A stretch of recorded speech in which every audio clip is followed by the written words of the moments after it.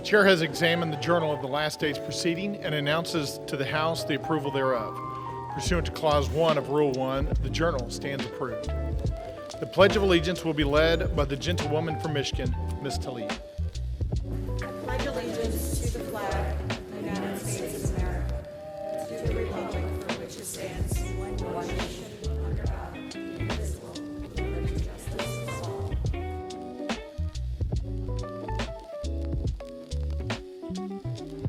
The chair will entertain requests for up to 15 one-minute speeches on each side of the aisle. For what purpose does the gentleman from South Carolina seek recognition?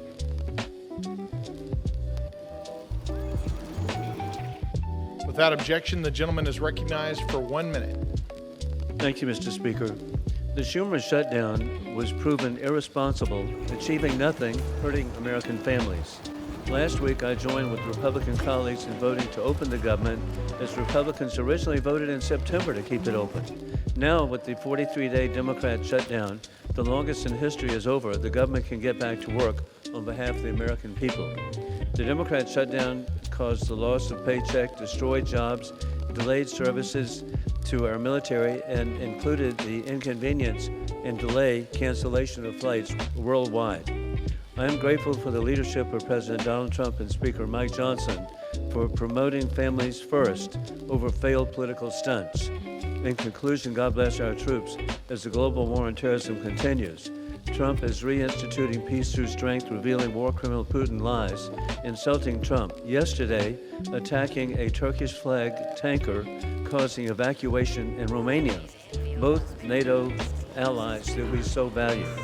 Our prayers for the recovery of South Carolina native Jesse Jackson. I yield back. For what purpose does the gentlewoman from Michigan seek recognition? The gentlewoman is recognized for 1 minute. Republicans have to decide if they're going to protect pedophiles or seek justice for survivors of sex trafficking and abuse. I sat across from survivors. Some of them were as young as 13 and 14 at the time. And they told us over and over again, follow the money. The Treasury Department, Mr. Speaker, is sitting on suspicious activity reports on Epstein's financial network detailing thousands of transactions totaling more than $1.5 billion. In fact, JP Morgan knew about these suspicious transactions for more than a decade. He had 134 accounts with JP Morgan, but they chose to look the other way and continue to profit. The corrupt administration would rather protect the rich and powerful, their billionaire donors, and stop the truth from coming out. Survivors of these horrific and systematic sexual abuse, they deserve justice, and public deserves to know the full truth. But don't be fooled. President Trump has the power to release the full, unredacted files right now without congressional action and end the cover-up today. For what purpose does the gentleman from Colorado seek recognition?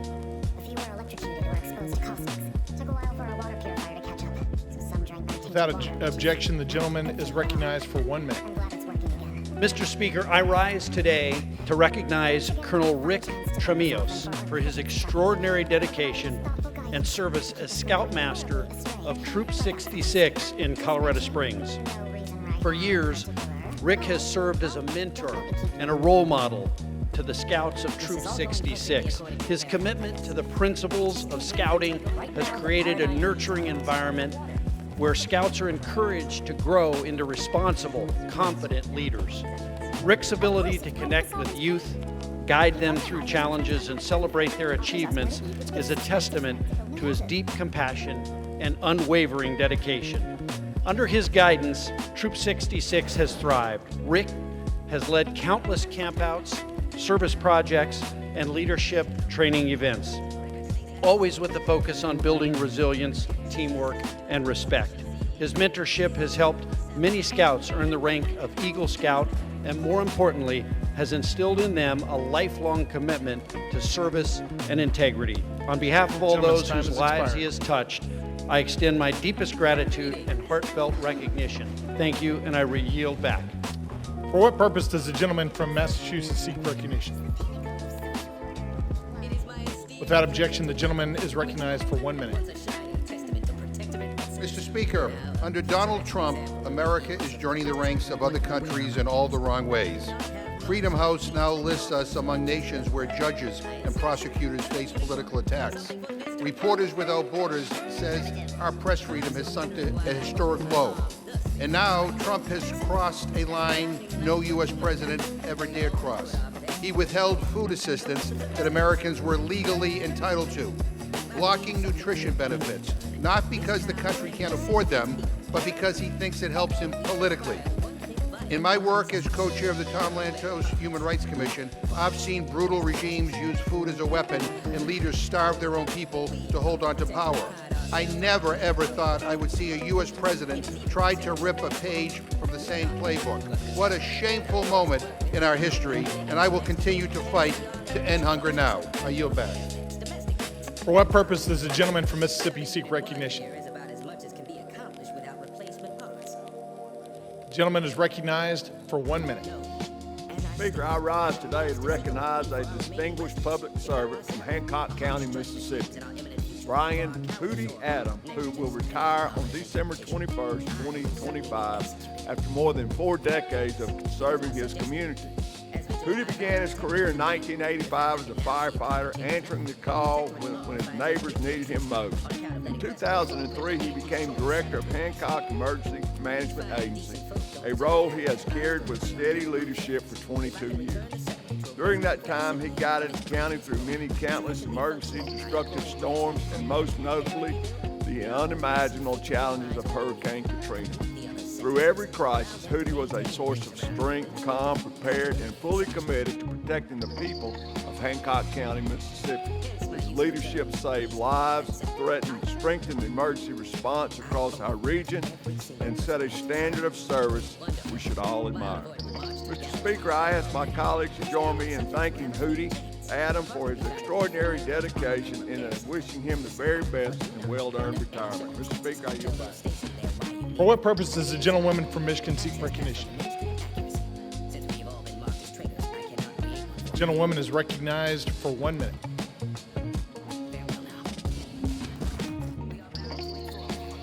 Mr. Speaker, I rise to celebrate Midland High School Principal Tila Sherman for being named the Michigan 2026 High School Principal of the Year. Principal Sherman's compassionate and hands-on leadership sets an example for schools across the country. She is an extraordinarily gifted leader who inspires those around her to stand up for every child in all of our communities. It is her passion for education and her fervent belief in every child's potential that guides the work she does every day. She encourages collaboration and teamwork among educators, making Midland High School a safe space that uplifts everyone under its roof. Principal Sherman pushes her students to dream big, asking them every single week, "Chemics, you determine your legacy. What will it be?" There are years ahead in her leadership journey in education. I have no doubt that she will leave a legacy of educational excellence, deep caring, and a spark of hope for every student she encounters. Go Chemics. Thank you, and I yield back. For what purpose does the gentleman from North Carolina seek recognition?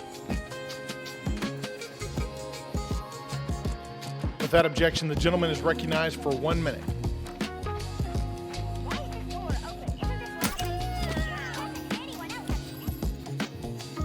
Mr. Speaker, as we recently celebrated veterans across the country, H.R. 5939, the USMC Helicopter Support in Vietnam Congressional Gold Medal Act, would award a Congressional Gold Medal to the Vietnam-era Marine Corps and Navy veterans who performed vital helicopter support missions. These flight crews executed incredibly risky and dangerous operations.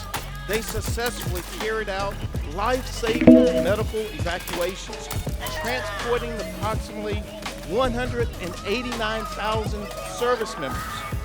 Recognizing those who put their lives in harm's way to help out our wounded is long overdue. With the enactment of this bill, Congress can and must take the crucial step towards finally giving these brave veterans the heroes welcome they so deserve. Thank you, and I yield back. The chair lays before the House a communication. The Honorable the Speaker, House of Representatives, sir.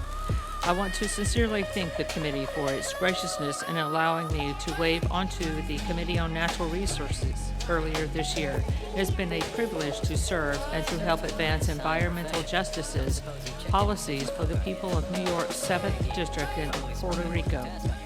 Thank you for the privilege of holding 3 committees over the past few years. I will continue to remain on small business and financial services.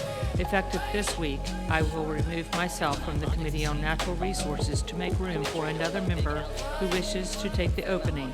It has been an honor to contribute to the committee's mission, and I look forward to continuing to advance our shared priorities in other capacities. Signed sincerely, Nydia Velasquez, Member of Congress. Without objection, the resignation is accepted. What purpose does the gentlewoman from North Carolina seek recognition? Thank you, Mr. Speaker. By direction of the Republican Conference, I offer a privileged resolution and ask for its immediate consideration. Clerk will report the resolution.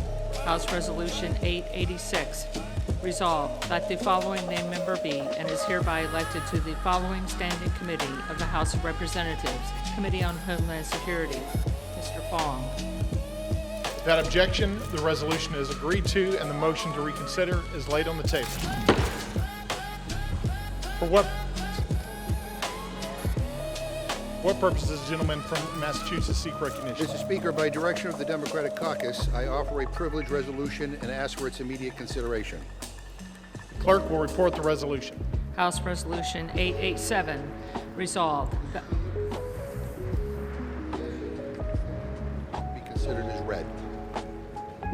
Without objection, the resolution is considered read. And without objection, the resolution is agreed to and the motion to reconsider is laid on the table.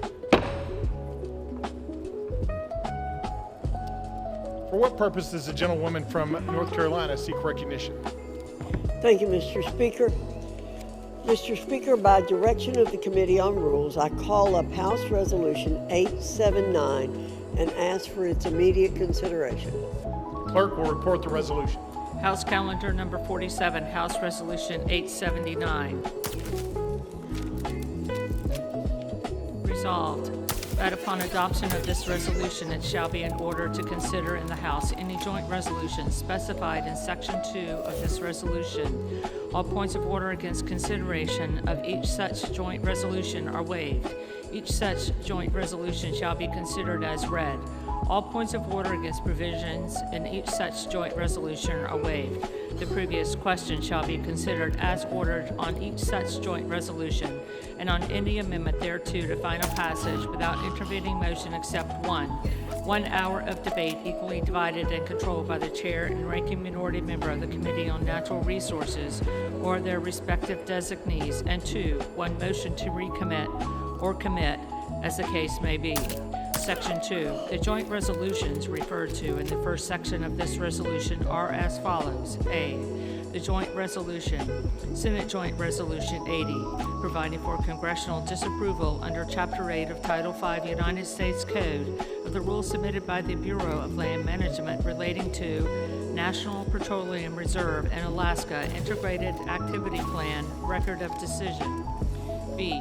The joint resolution, House Joint Resolution 130, providing for congressional disapproval under Chapter 8 of Title 5 United States Code of the rules submitted by the Bureau of Land Management relating to Buffalo Field Office Record of Decision and approved Resource Management Plan Amendment. C. The joint resolution, House Joint Resolution 131, providing for congressional disapproval under Chapter 8 of Title 5 United States Code of the rules submitted by the Bureau of Land Management relating to Coastal Plain Oil and Gas Leasing Program, Record of Decision. Section 3.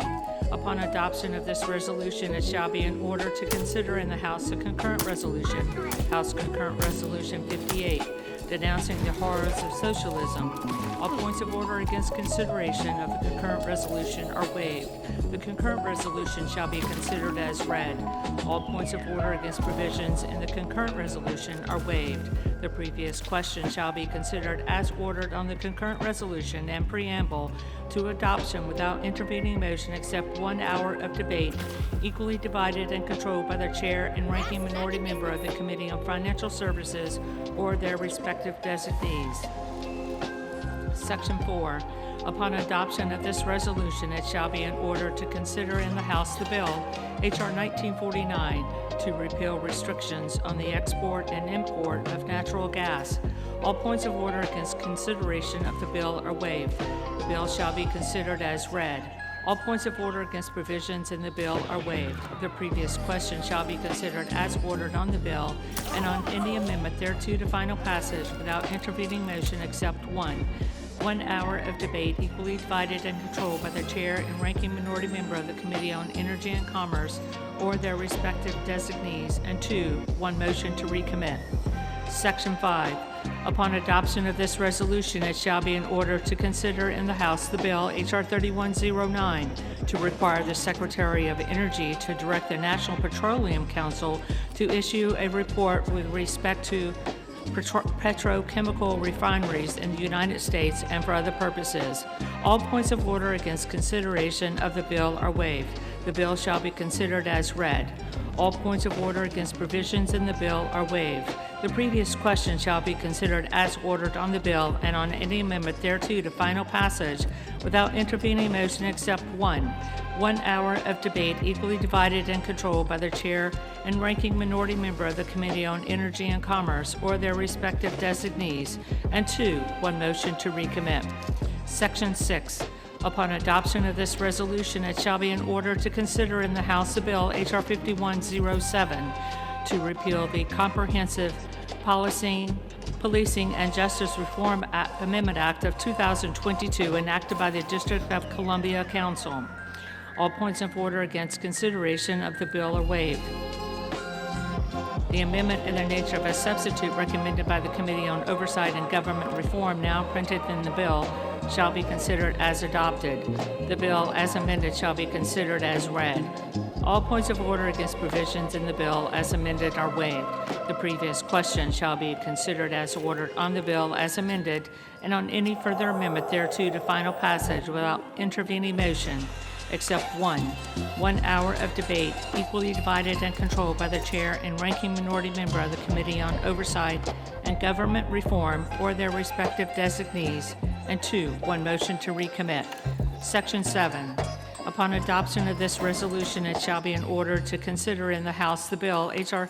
5214 to require mandatory pretrial and post-conviction detention for crimes of violence and dangerous crimes and require mandatory cash bail for certain offenses that pose a threat to the public safety or order in the District of Columbia and for other purposes.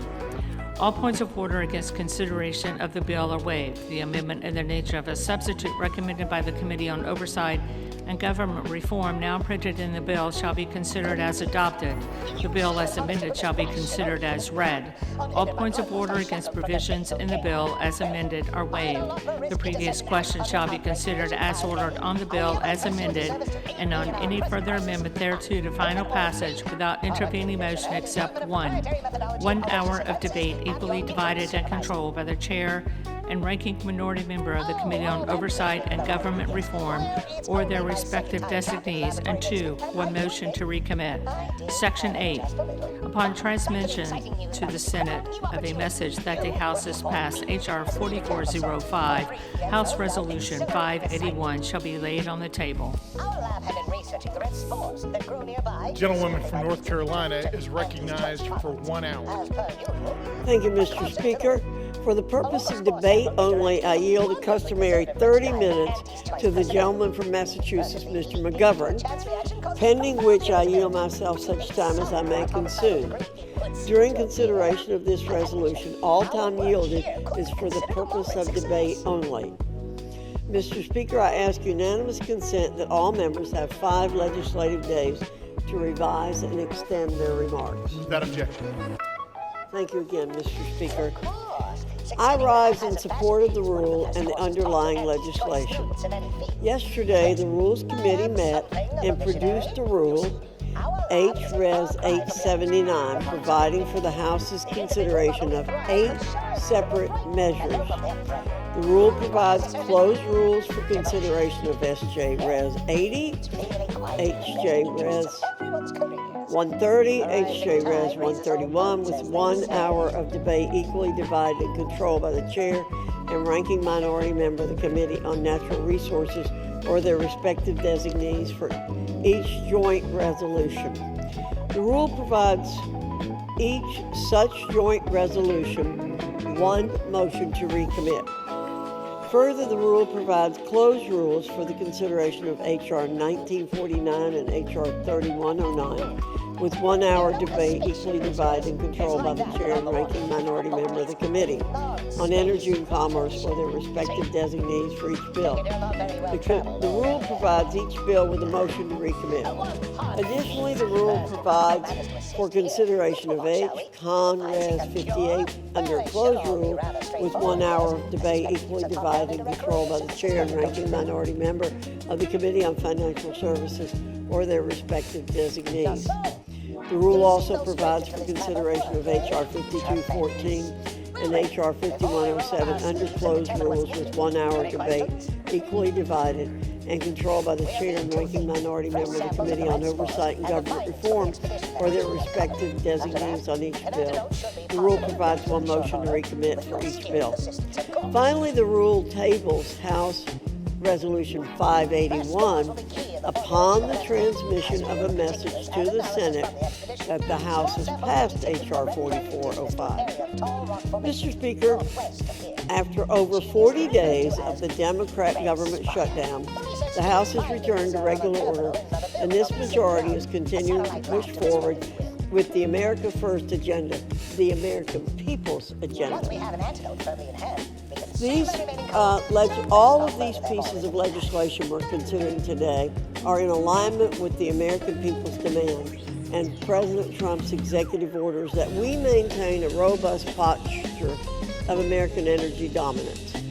You know, Mr. Speaker, our Democrat colleagues have developed a strong proclivity to thumb their noses at the development of energy that comes from American soil. One must wonder why they choose to do that. They pay lip service to environmental protections and reducing greenhouse gas emissions, but it's just a fact that American oil and American natural gas are cleaner and more environmentally friendly than any of our global competitors. Why would they cede our dominance on the global stage in favor of hostile actors who lack even the most basic environmental protections? We are blessed as a nation to have vast repositories of natural resources that we can draw from and utilize accordingly.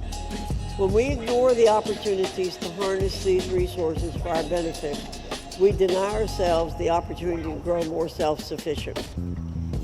H.R. 5214 and H.R. 5107, 2 measures reported from the Oversight Committee, focus on restoring law and order in our nation's capital city, a city that ought to be a model for the rest of the nation to follow.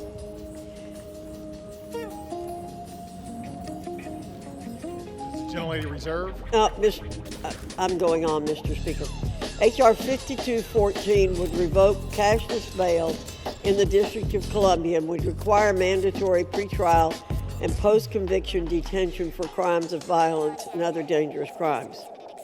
H.R. 5107 would repeal the Comprehensive Policing and Justice Reform Amendment Act of 2022 enacted by the District of Columbia Council. This act targeted police officers in D.C.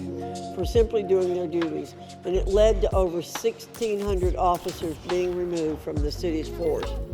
Thanks to President Trump's efforts, the streets in D.C. are safer, and we have the opportunity through these 2 measures to add to that progress.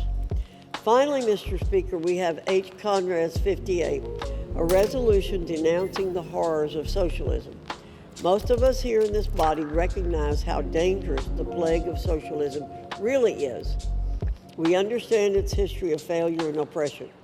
Throughout history, this ideology has collapsed into the most brutal of dictatorships, communist regimes, and outright totalitarian rule. Many are quick to avert their eyes and cover their ears when presented with facts about the horrors of socialism. How many individuals across the world have suffered and died because of it? This resolution will put everyone in this body on record. The American people will see who espouses this caustic ideology and those who reject it. I reserve, Mr. Speaker. The gentlewoman from North Carolina reserves. The gentleman from Massachusetts is recognized. Well, thank you, Mr. Speaker, and I thank the gentlelady from North Carolina for yielding me the customary 30 minutes, and I yield myself such time as I may consume. The gentleman is recognized. Mr. Speaker, Americans are working more and more for less and less. Almost every day I speak with young people who can't afford to start a family, can't buy a house, can't get ahead. I hear it from seniors who are struggling to survive on fixed incomes. I see it with my own eyes, moms and dads putting items back on the shelves in the grocery store because they can't afford them. Parents who can't go back to work because they can't afford child care. People whose health insurance premiums are doubling and tripling because this majority has failed to act. During election season, we heard from Trump and Republicans who swore up and down they would bring down prices. They promised the American people they would reverse inflation and focus like a laser on affordability. And they have broken that promise. They have betrayed the American people, and if you want more evidence of that, look at the bills on the floor today. More garbage, more culture war crap, more bills written by this Republican majority of, by, and for the billionaire class. Republicans moved heaven and earth to give tax breaks to the rich and powerful. That got done in a nanosecond. But if you're a regular person staring down next year's health care premium hikes and deciding whether to pay $1,000 more or put food on the table, the answer you get back from Republicans is let them eat cake. We are barreling toward another shutdown at the end of January. We could have spent the last 2 months working on passing the 9 appropriations bills Republicans still need to pass to stop another shutdown. And instead, they went on a taxpayer-funded paid vacation for 8 weeks. And let me just say, because we are debating a rule to consider these 8 bills, this rule sucks. 8 closed rules, no amendments, no changes allowed on the floor. Take it or leave it. And if you're keeping count at home, that's 80 completely closed rules this Congress. The most ever in a year. And I want to correct the gentlelady because last night in the Rules Committee she said 5 of these bills didn't receive any amendments. That's because she didn't ask for any. And when you don't send an amendment deadline, everyone knows you're doing a closed rule. And I just want to say to my Republican colleagues, you have been complicit in these 80 closed rules, nearly 9 out of 10 times. You, the majority party, have not been allowed to bring amendments to the floor. You're getting blocked by your own leadership time and time again. How does that feel? Again, this is a terrible rule, and I urge a no vote, and I reserve my time. Gentleman from Massachusetts reserves. The gentlelady from North Carolina is recognized. Thank you, Mr. Speaker. While it's true there have been 80 closed measures, this number needs context. 12 of the closed rules were in the rules package, which passed 2 weeks before the 119th Rules Committee even organized to begin meeting. Additionally, 25 measures were CRAs. They don't allow for an amendment. 16 were bills that received no amendments, meaning 41 measures were closed by definition.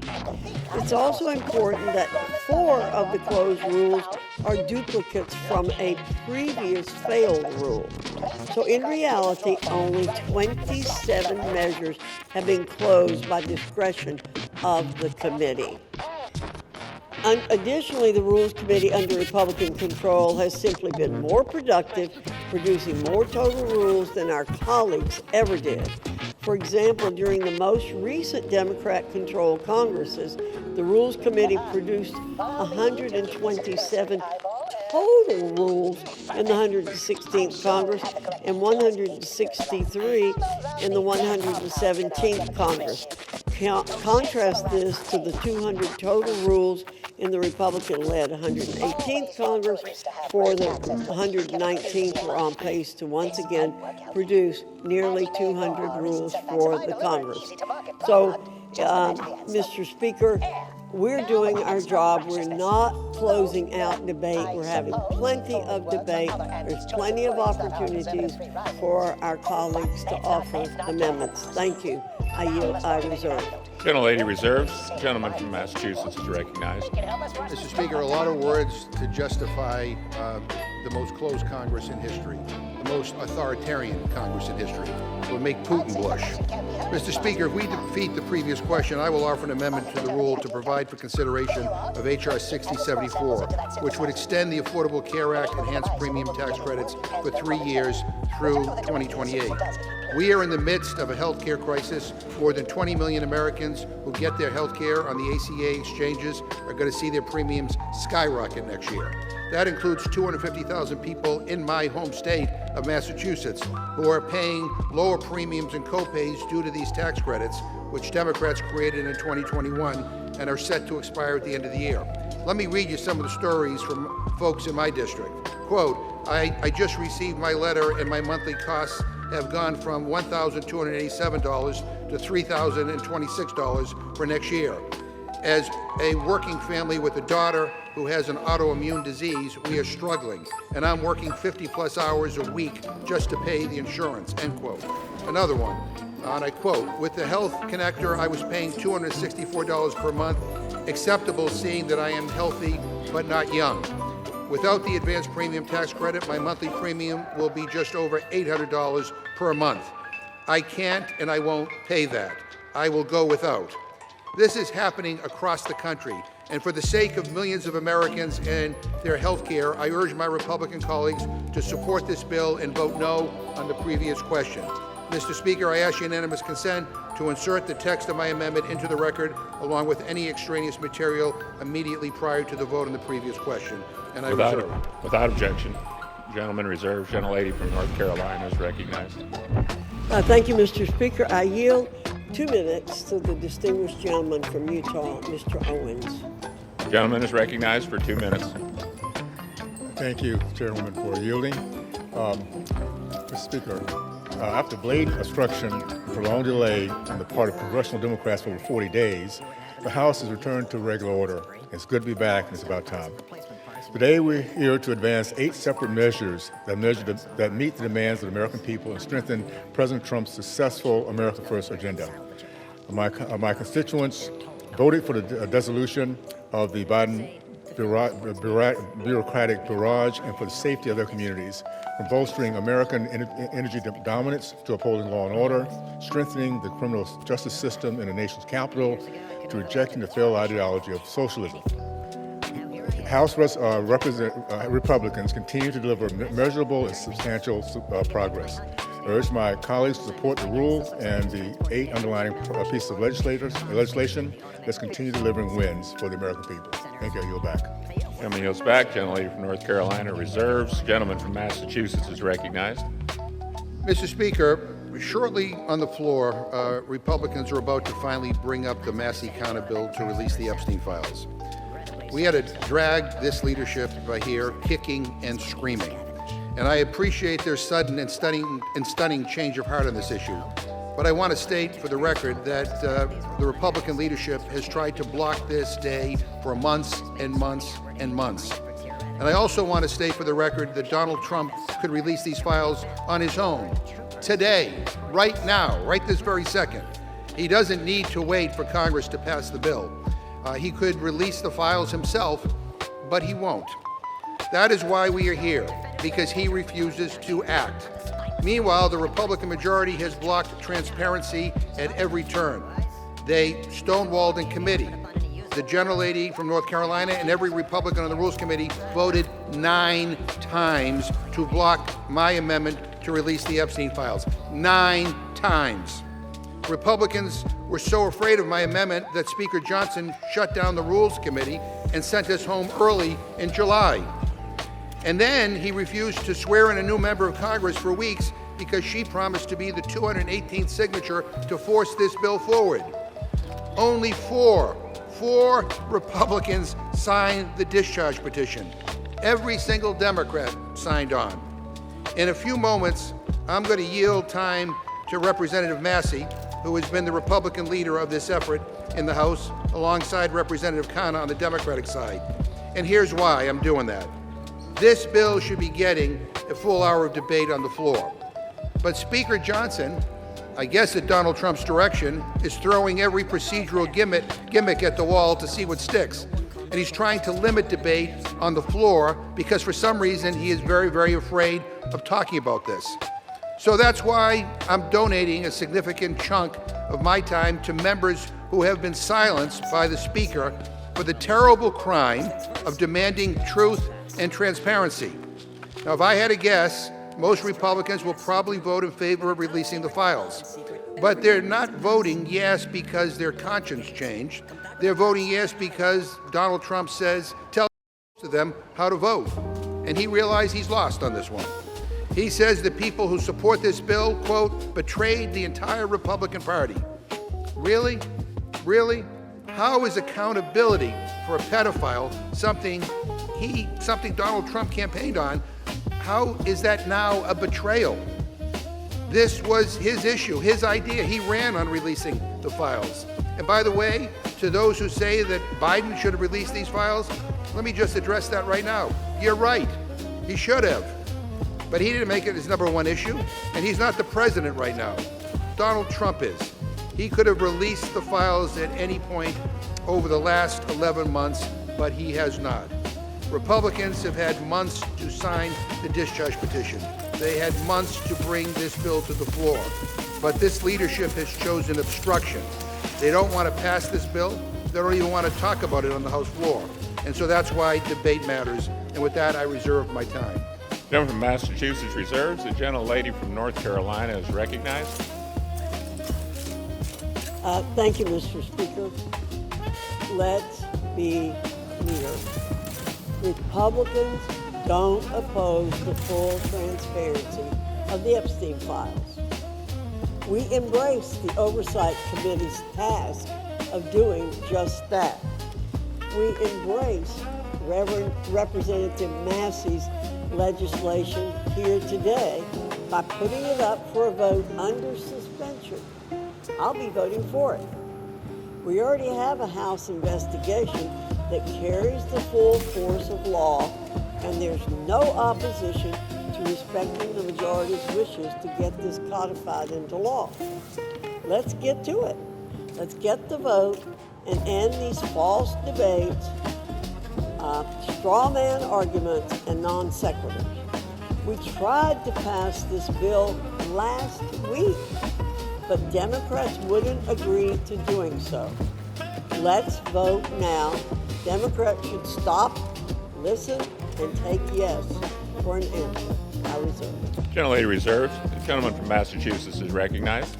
Mr. Speaker, the gentlelady doesn't oppose this?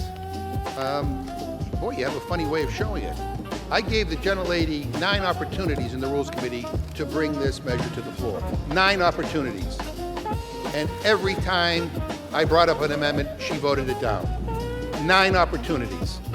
So to say that somehow this is always what you wanted, I don't know. That doesn't pass the smell test. Mr. Speaker, I yield 3 minutes to the gentleman from California, Mr. Khanna. Gentleman is recognized for 3 minutes. Thank you, Mr. Speaker. Thank you, Mr. Chairman, for your leadership over the last 5 months to make sure that this bill came to the floor. Thank you also to Don Sisson for his leadership and understanding of all the rules to make this possible. Now, as we are here today, I saw on CNN that the president is meeting with the Saudi prince. You know what America First means to me?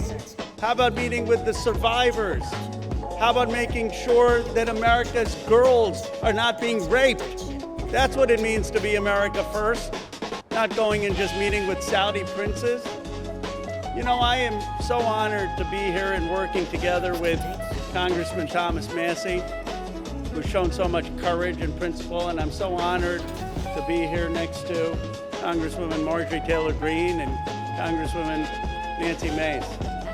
I was telling someone, they said, what did you learn through this process? I said, sometimes we have to see people not just through their caricature. And I had caricatures of Representative Greene and Representative Massey. and Representative Mays. But what I saw is they cared as Americans and human beings, and they stood with courage. And they looked at this not from politics, they looked at this as what is right. And I'm proud today to be a member of Congress. I'm proud to work with them, and I'm proud of what we are showing this country is possible. That if we actually care about American values, maybe we can overcome some of the bitter divides in this country. If we don't care about just getting the credit and maybe work together, we could actually care about forgotten and abandoned Americans like the survivors that testified today. I was so moved by their testimony. How can you hear their testimony, as all of us have heard, see their tears, see them holding up photos at the age of 14, and think that they're not telling the truth? This is not politics, this is humanity. Sometimes we get into these chambers and we forget what happened, of how we grew up. Most of us, we grew up, we went to barbecue, we went to Little League games, we went to church or temple. We didn't fly around in private jets and go to a rape island. We didn't buy off politicians and tell them to keep quiet. We didn't think that it was normal to abuse or rape young girls. And then they're saying, well, we don't know if they were 18 or 22. Come on, it's rotten. Then they say, well, just care about the price of eggs, just care about the price of healthcare. You know what's more important than that? American values. These rich, greedy men abused American values. They abused what's sacred about this country. They abused what built this country. I yield the gentleman additional minute. And it is time that they're going to have a reckoning. The Epstein class is going to go. And the reason they're going to go is because the progressive left and the MAGA right and everyone in between is finally waking up against this rotten system. And when people are united, when people work across the aisle, amazing things can happen because the American people are kind and good and decent. So it's an honor, Congressman Massey, to have worked with you. And I salute particularly the courage of Marjorie Taylor Greene, Lauren Boebert, and Nancy Mace. None of this would have been possible without their courage in standing up on the petition and for what they did. I'll yield back. Gentleman yields back.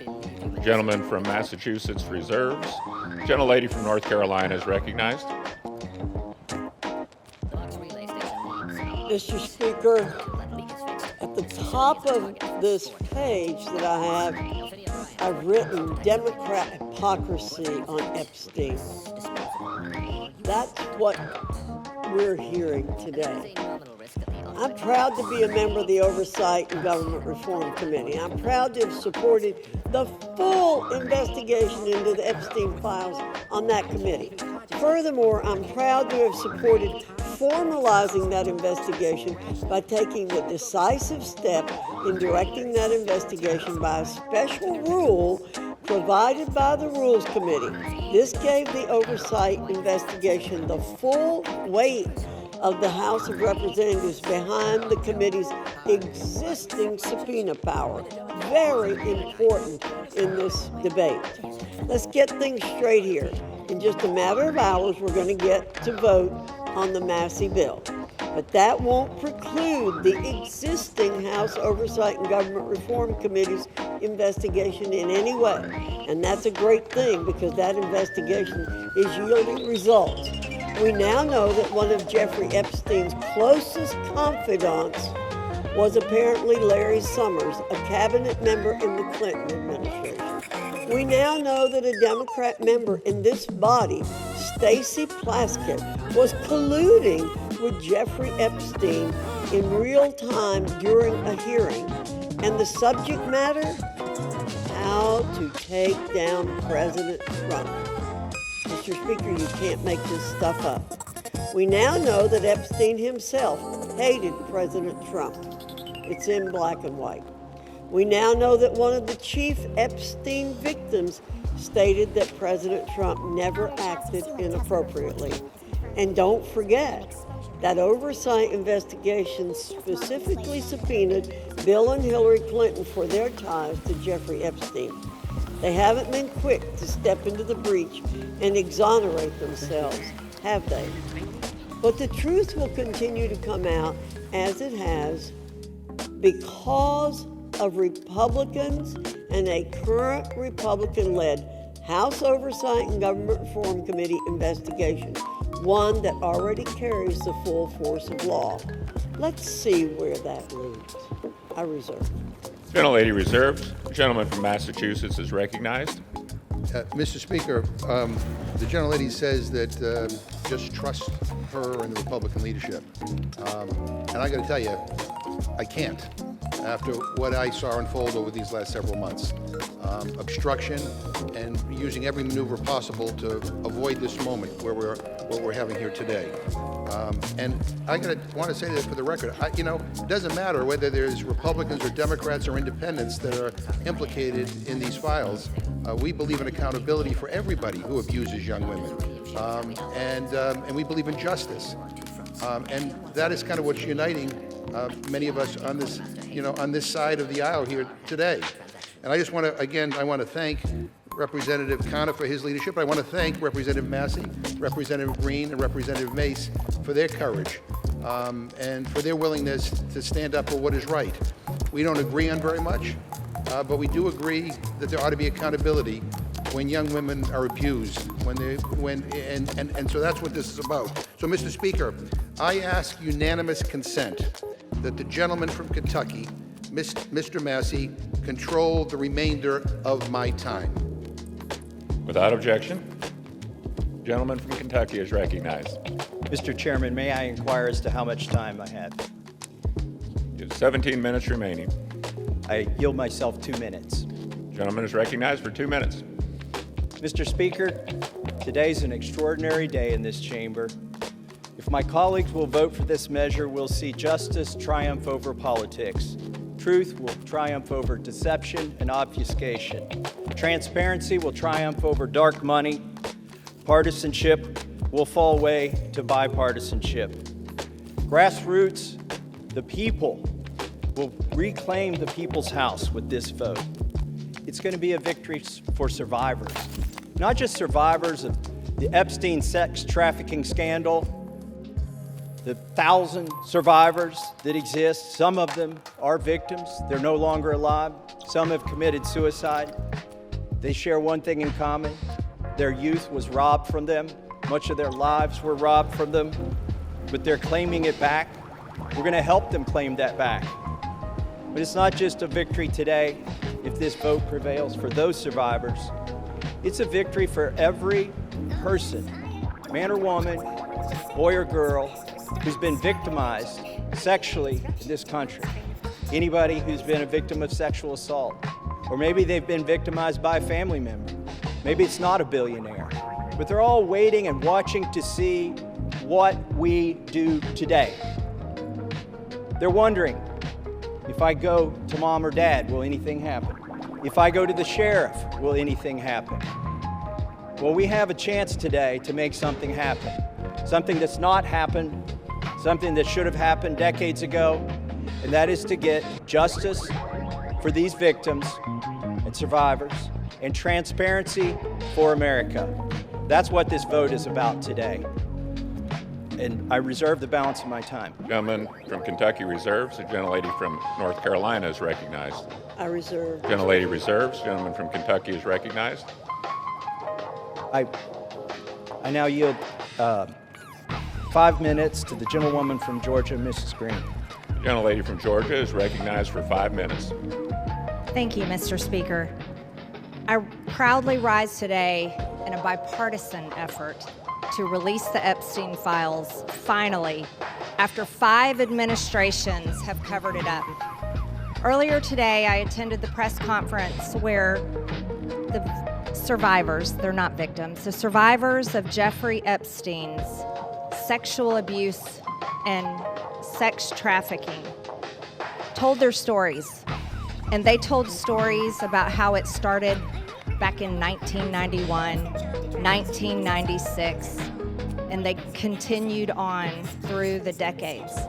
And they told stories about how they told someone and tried to get help. They told the FBI, and they weren't listened to, and they told law enforcement, and no one did anything. And these women don't just number a few. These women number around 1,000 women. And they are victims of something that's unthinkable. And this should have never, ever happened. This was the biggest fight I think I've seen in Washington, D.C. This is my 5th year here. And this was a fight that we should have never had to wage. It should have been the easiest thing for every single member of Congress. It should have been the easiest thing for the Speaker of the House. It should have been the easiest thing for the President of the United States to release all the information, every single file, on behalf of these American women. These American women aren't rich, powerful elites.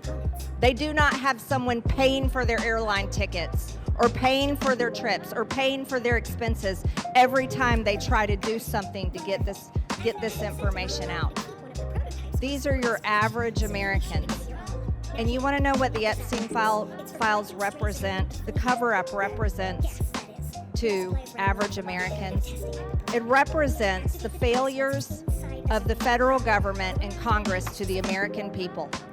And that is what people rose up about in 2024. They wanted and demanded transparency from their government and for Americans finally to be put first. And today, with this vote, we are finally putting these victims and these survivors of Jeffrey Epstein and the cabal of rich, powerful elites that expands not just here in the United States of America, but to other countries as well. We're putting them last. And that is exactly what Americans want.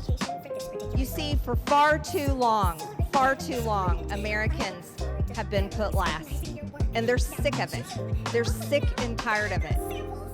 And this is why they don't trust Congress. This is why they don't trust the government. And here's the problem. All of these women who have suffered in shame for years and years and years, women who were terrified, women who were intimidated, women who were threatened, just like Virginia Giuffre. And now she's dead. And these women should have never faced that, for this information to come out. And we, especially the 4 Republican members of the House of Representatives, we should have never faced intimidation and threats for us to get this vote to come to the floor. Never forget, there were 4. Thomas Massey, myself, Nancy Mace, and Lauren Boebert. We had to sign a discharge petition, and we had to fight through intimidation, and we had to endure it for months to push that discharge petition finally to 218 to get this vote to come out. This is what the American people are sick of, and rightfully so. Now, where does this go from here? The question will remain, will the Department of Justice release all the information? Will the judge in New York release the information? Will the CIA release the information? And will foreign governments release their information? Or will this continue after this vote today be a cover-up? A cover-up of the rich, powerful elites that bond together in sex and human trafficking abuse and all types of global business that enriches them but never serves Americans. The American people will know, and the victims, actually the survivors of Jeffrey Epstein, will know, because they know the list of names. And I remain dedicated to my promise to read those names here on the House floor if those women ever find them in a place that it needs to be done. I yield back to Mr. Gentlelady Massey. from Georgia yields back. Gentleman from Kentucky reserves. Gentlelady from North Carolina is recognized. I reserve, Mr. Gentlelady reserves. Gentleman from Kentucky is recognized. I yield myself a minute and 30 seconds. Gentleman's recognized for a minute. I want to thank the generosity of Jim McGovern, Representative McGovern, for granting us this time. I'm embarrassed for my own party today. I'm embarrassed we withheld signing in, swearing in a duly representative of the people for 49 days just to avoid this vote that's finally going to happen today. I'm embarrassed that my own party isn't going to yield me time to debate this, even though they say they support it, and I authored it. They don't even want to yield me time to debate this during the bill debate. But I'm thankful. Let me tell you who I'm thankful to. These three brave women, Marjorie Taylor Greene, Nancy Mace, and Lauren Boebert.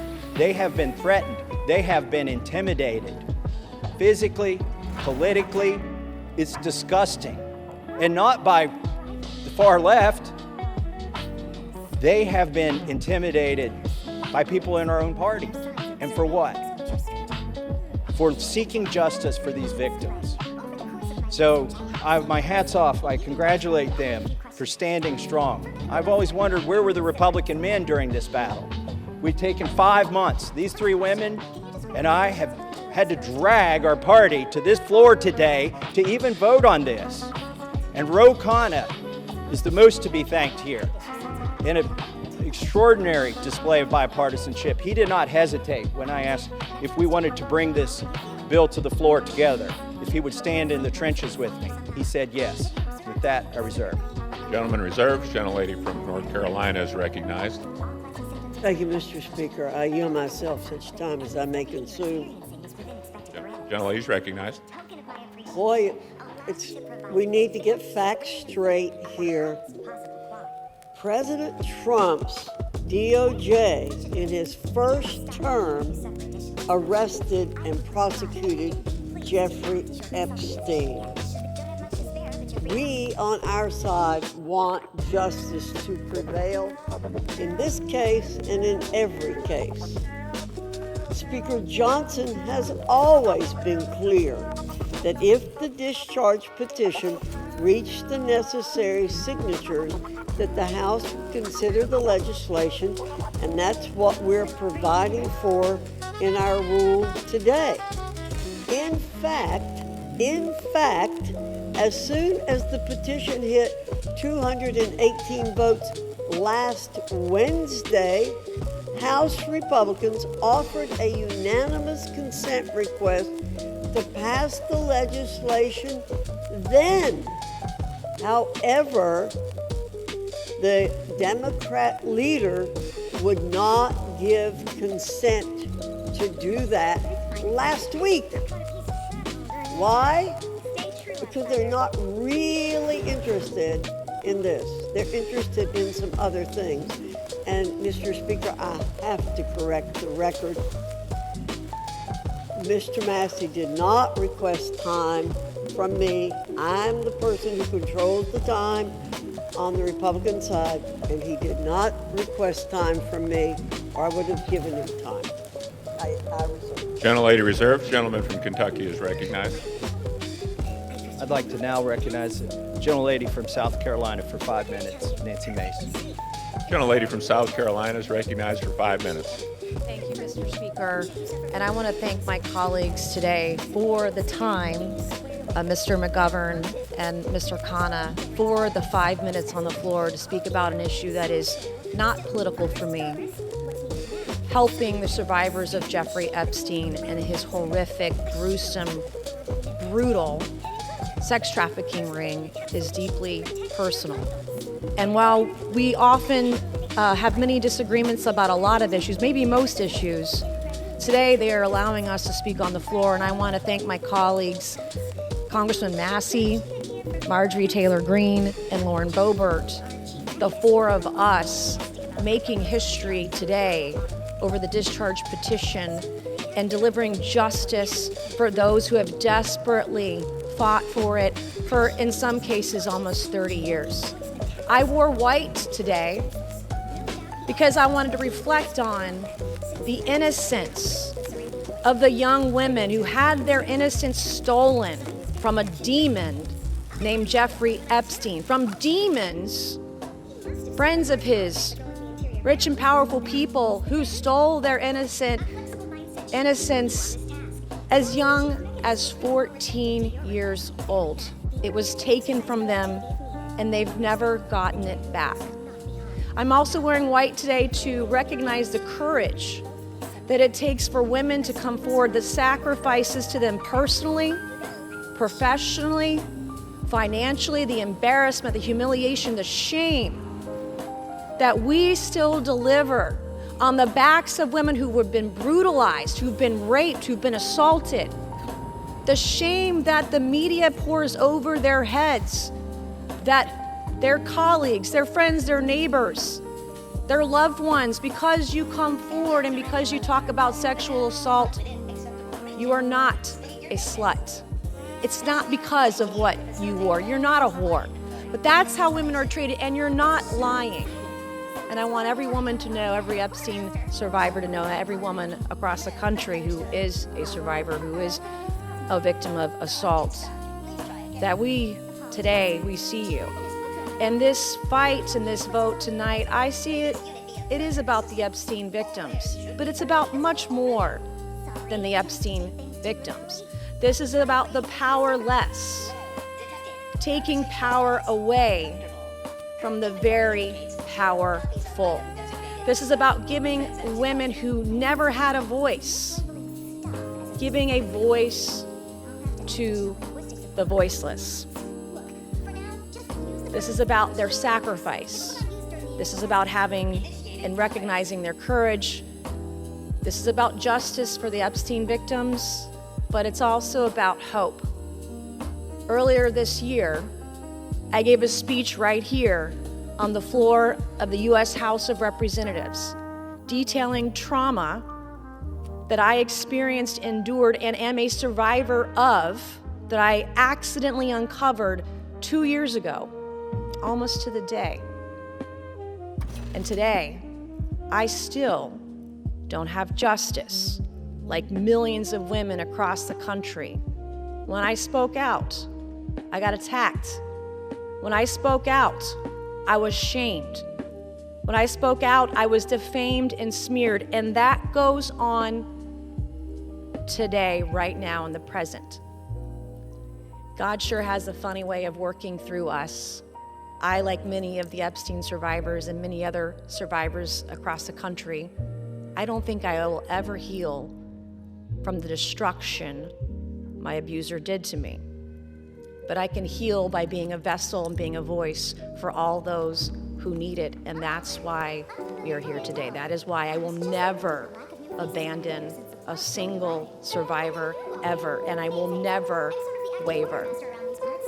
I spent my morning talking to law enforcement and others about another potential Jane Doe number 5, who may be another sexual assault victim in the case that I uncovered 2 years ago.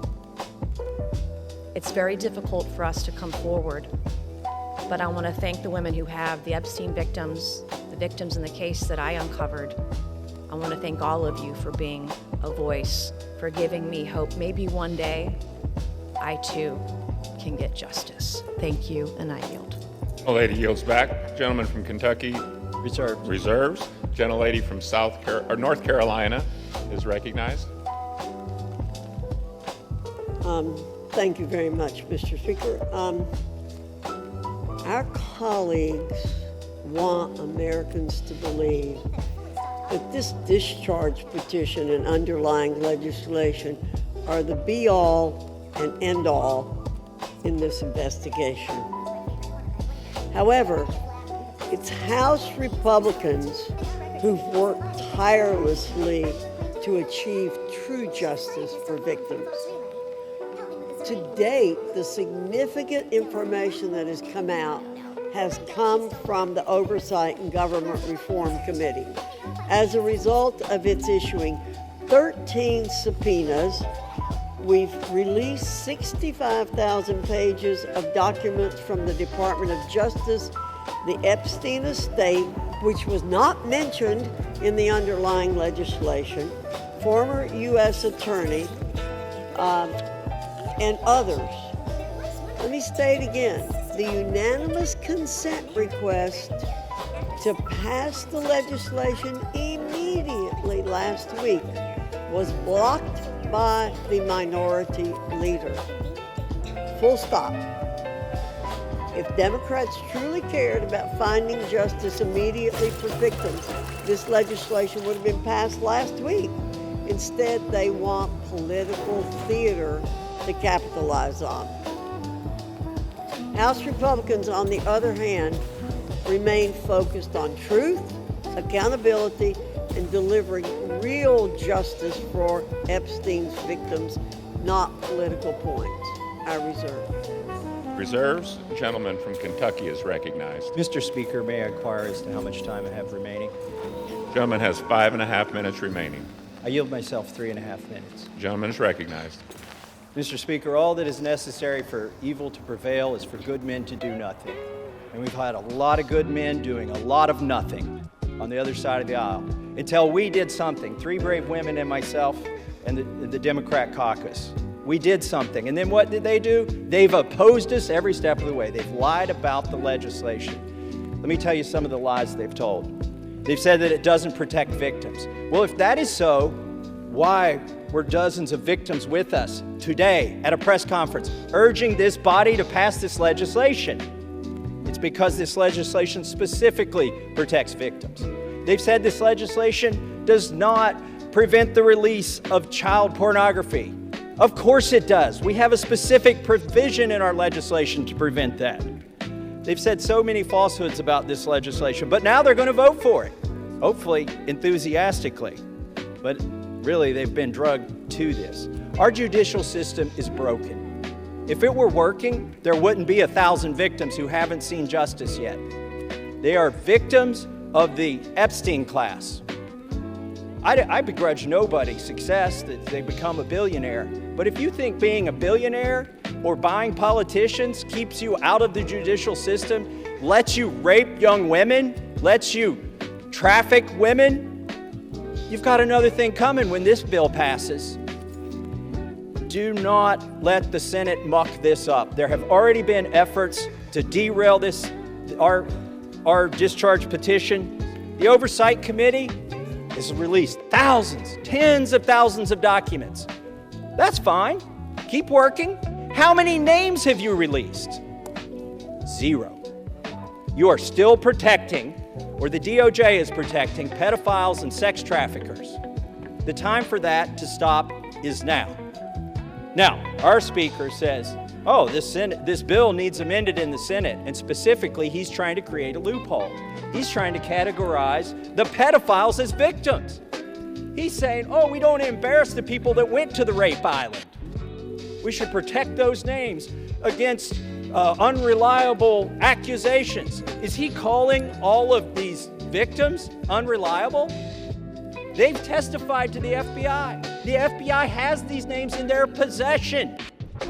I asked the FBI director in a hearing, have you looked at the documents? No, he trusts everybody that's been there for decades. That is wrong. Do not let the Senate muck this bill up. And if you're a party to that in the Senate, you are part of this cover-up that we are trying to expose. I am sorry if one of your billionaire donors is going to get embarrassed because he went to Rape Island.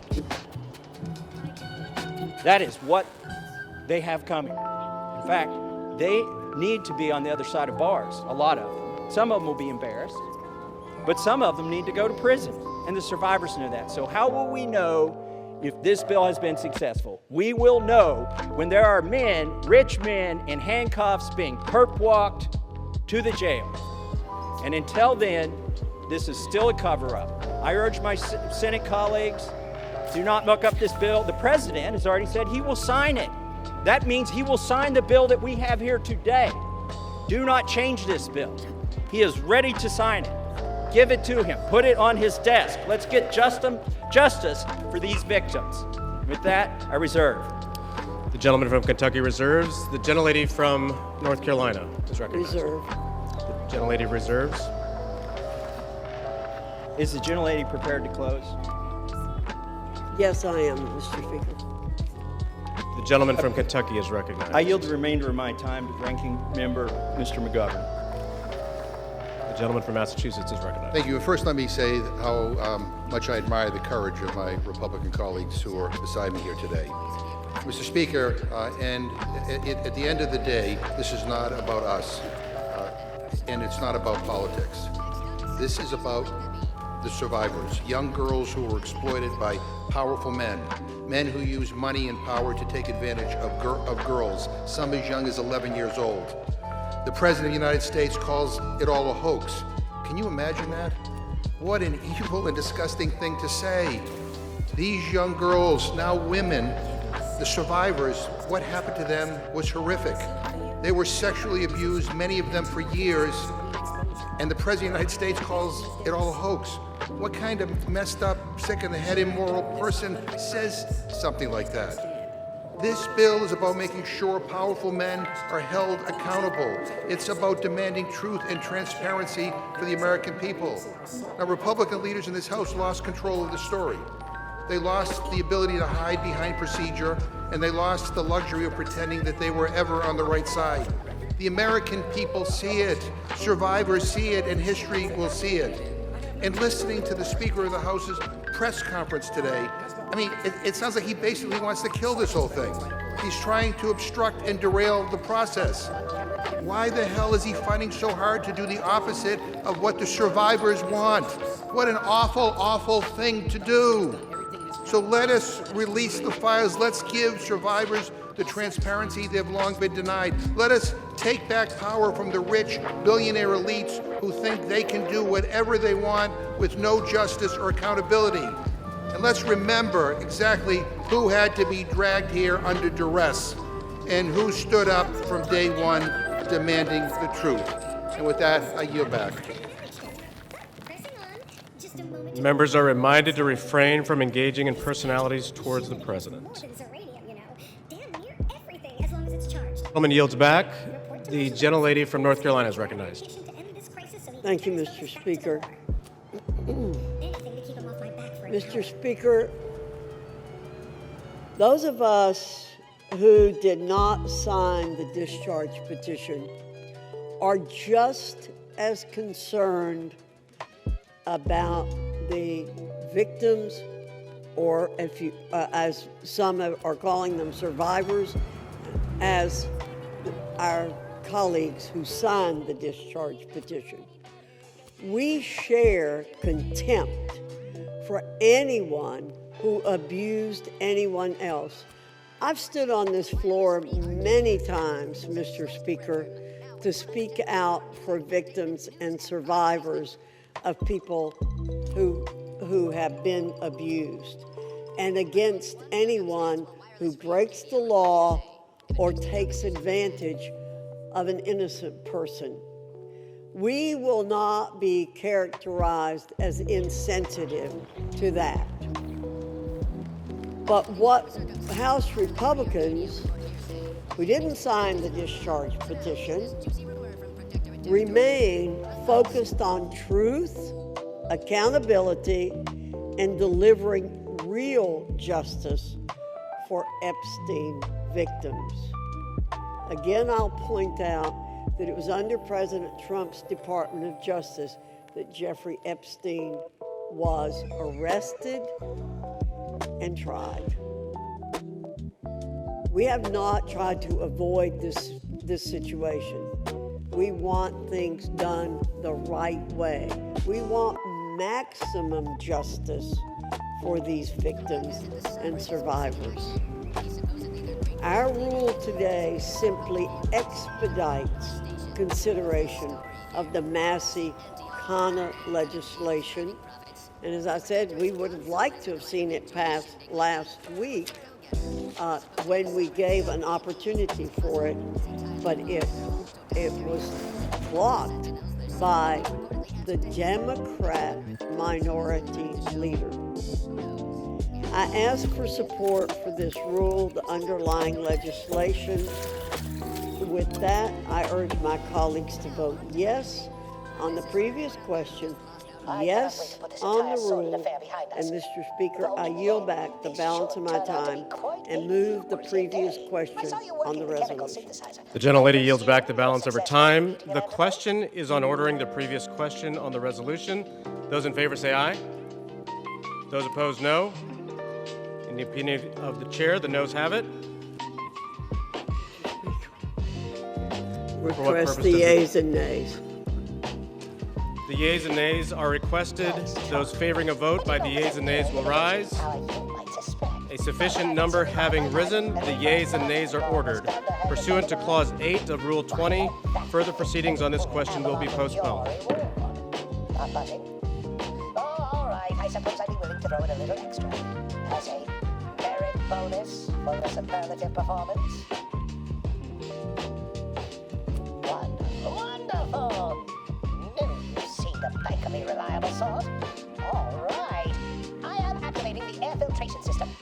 There. Should only take a few moments for the antidote to circulate. Everyone still alive should be right as rain shortly. Marvelous. You'll find your remuneration in the chest behind me. My supervisor will hear of your actions. Oh, and before I forget, I, Owen Ormsby, under the power granted me by the Lawful Risk Intercession Act, hereby free you from impressed service to Auntie's choice. Be seeing you.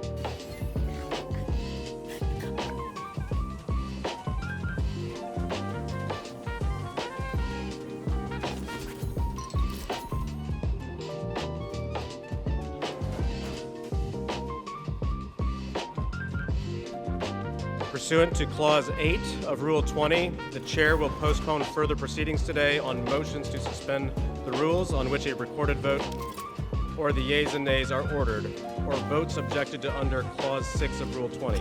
The House will resume proceedings on postponed questions at a later time. For what purpose does the gentleman from Ohio seek recognition? Mr. Speaker, I move to suspend the rules and pass H.R. 4405. The clerk will report the title of the bill. H.R. 4405, a bill to require the Attorney General to release all documents and records in possession of the Department of Justice relating to Jeffrey Epstein and for other purposes.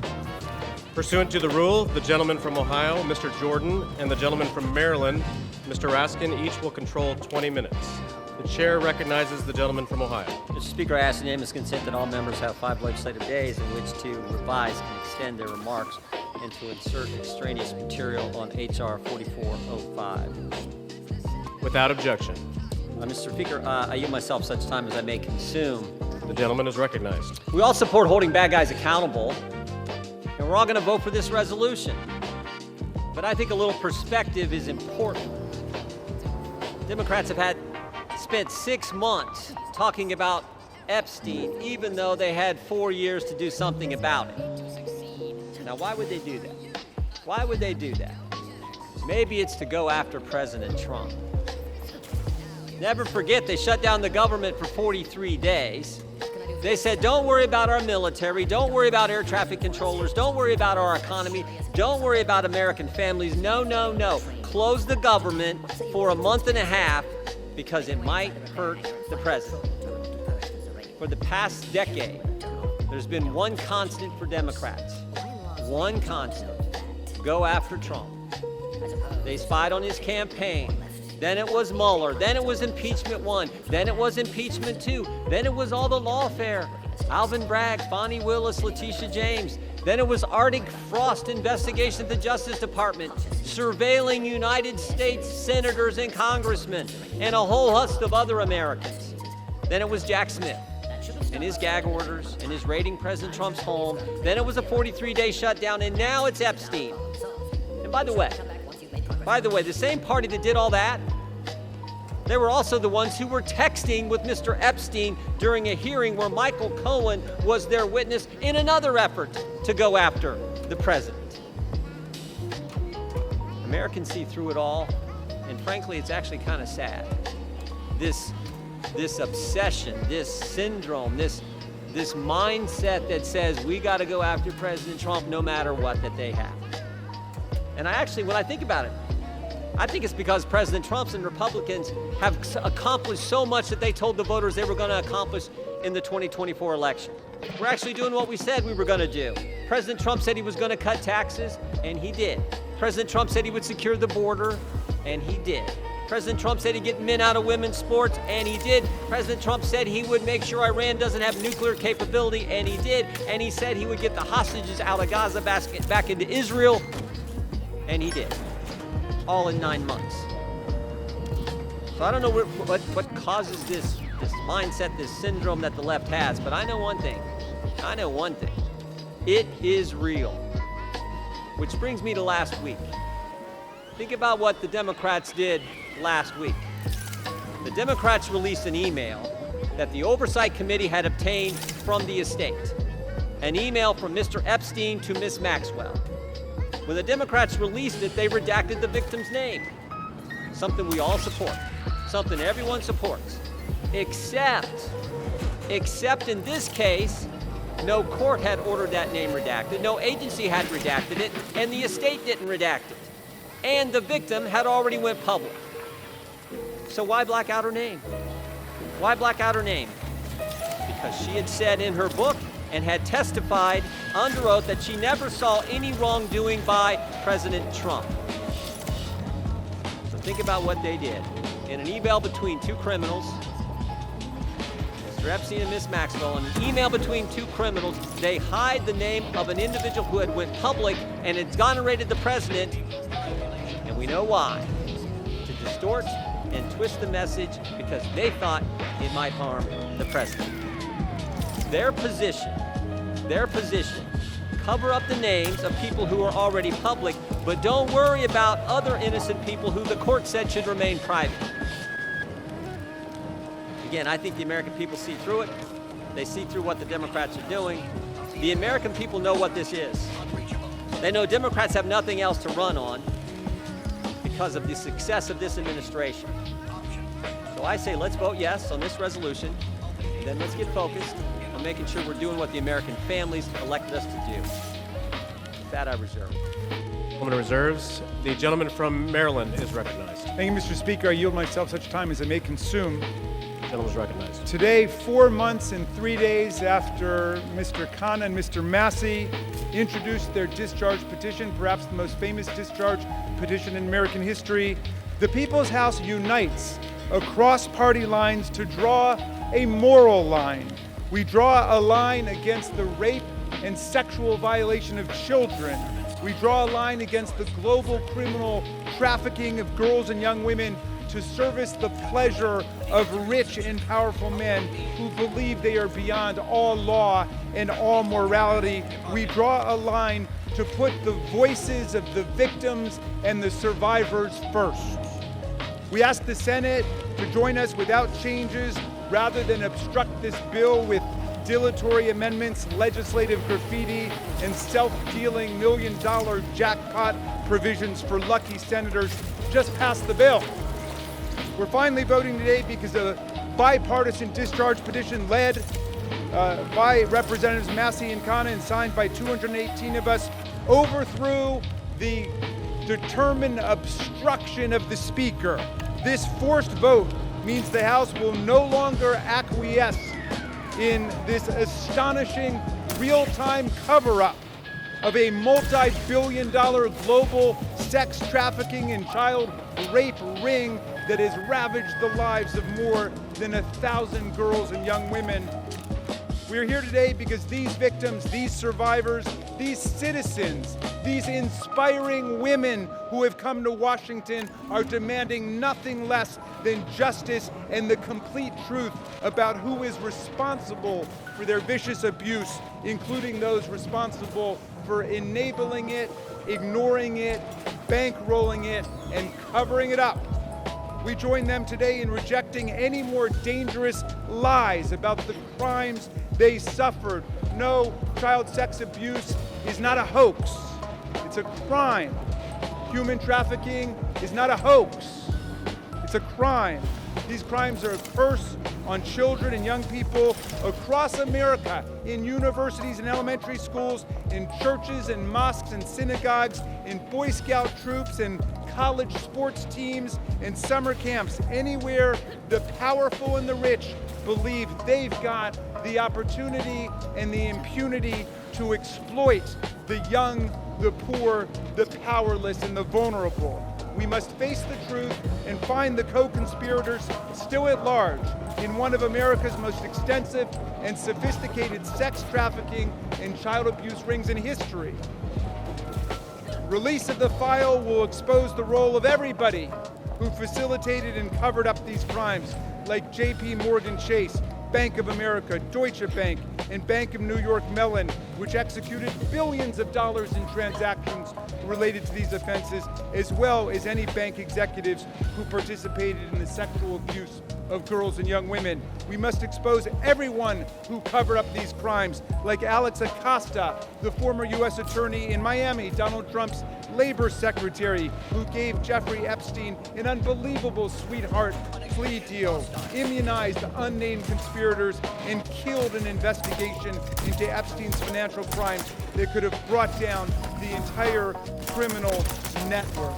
And with that, I'm going to yield. I'll reserve the balance of my time. The gentleman reserves. The gentleman from Ohio is recognized. Thank you, Mr. Speaker. I yield 4 minutes to the distinguished chair of the House Oversight Committee, Mr. Comer, the gentleman from Kentucky. The gentleman from Kentucky is recognized. Thank you, Mr. Speaker. As chairman of the House Oversight Committee, I've always believed that sunshine is the best disinfectant. For years, the American people have demanded transparency about Jeffrey Epstein and Ghislaine Maxwell's horrific crimes, and about the federal government's failure to protect the victims. The House Oversight Committee is conducting a thorough review of the federal government's investigation into Epstein. Our work goes far beyond the legislation before us today. We are committed to accountability, transparency, and justice for the American people and for the survivors of these appalling crimes. To date, the Oversight Committee has released more than 65,000 pages of documents, issued 13 subpoenas, and conducted interviews with 2 key witnesses, both of whom were Republicans. The Trump administration has provided us with Department of Justice materials and access to suspicious activity reports.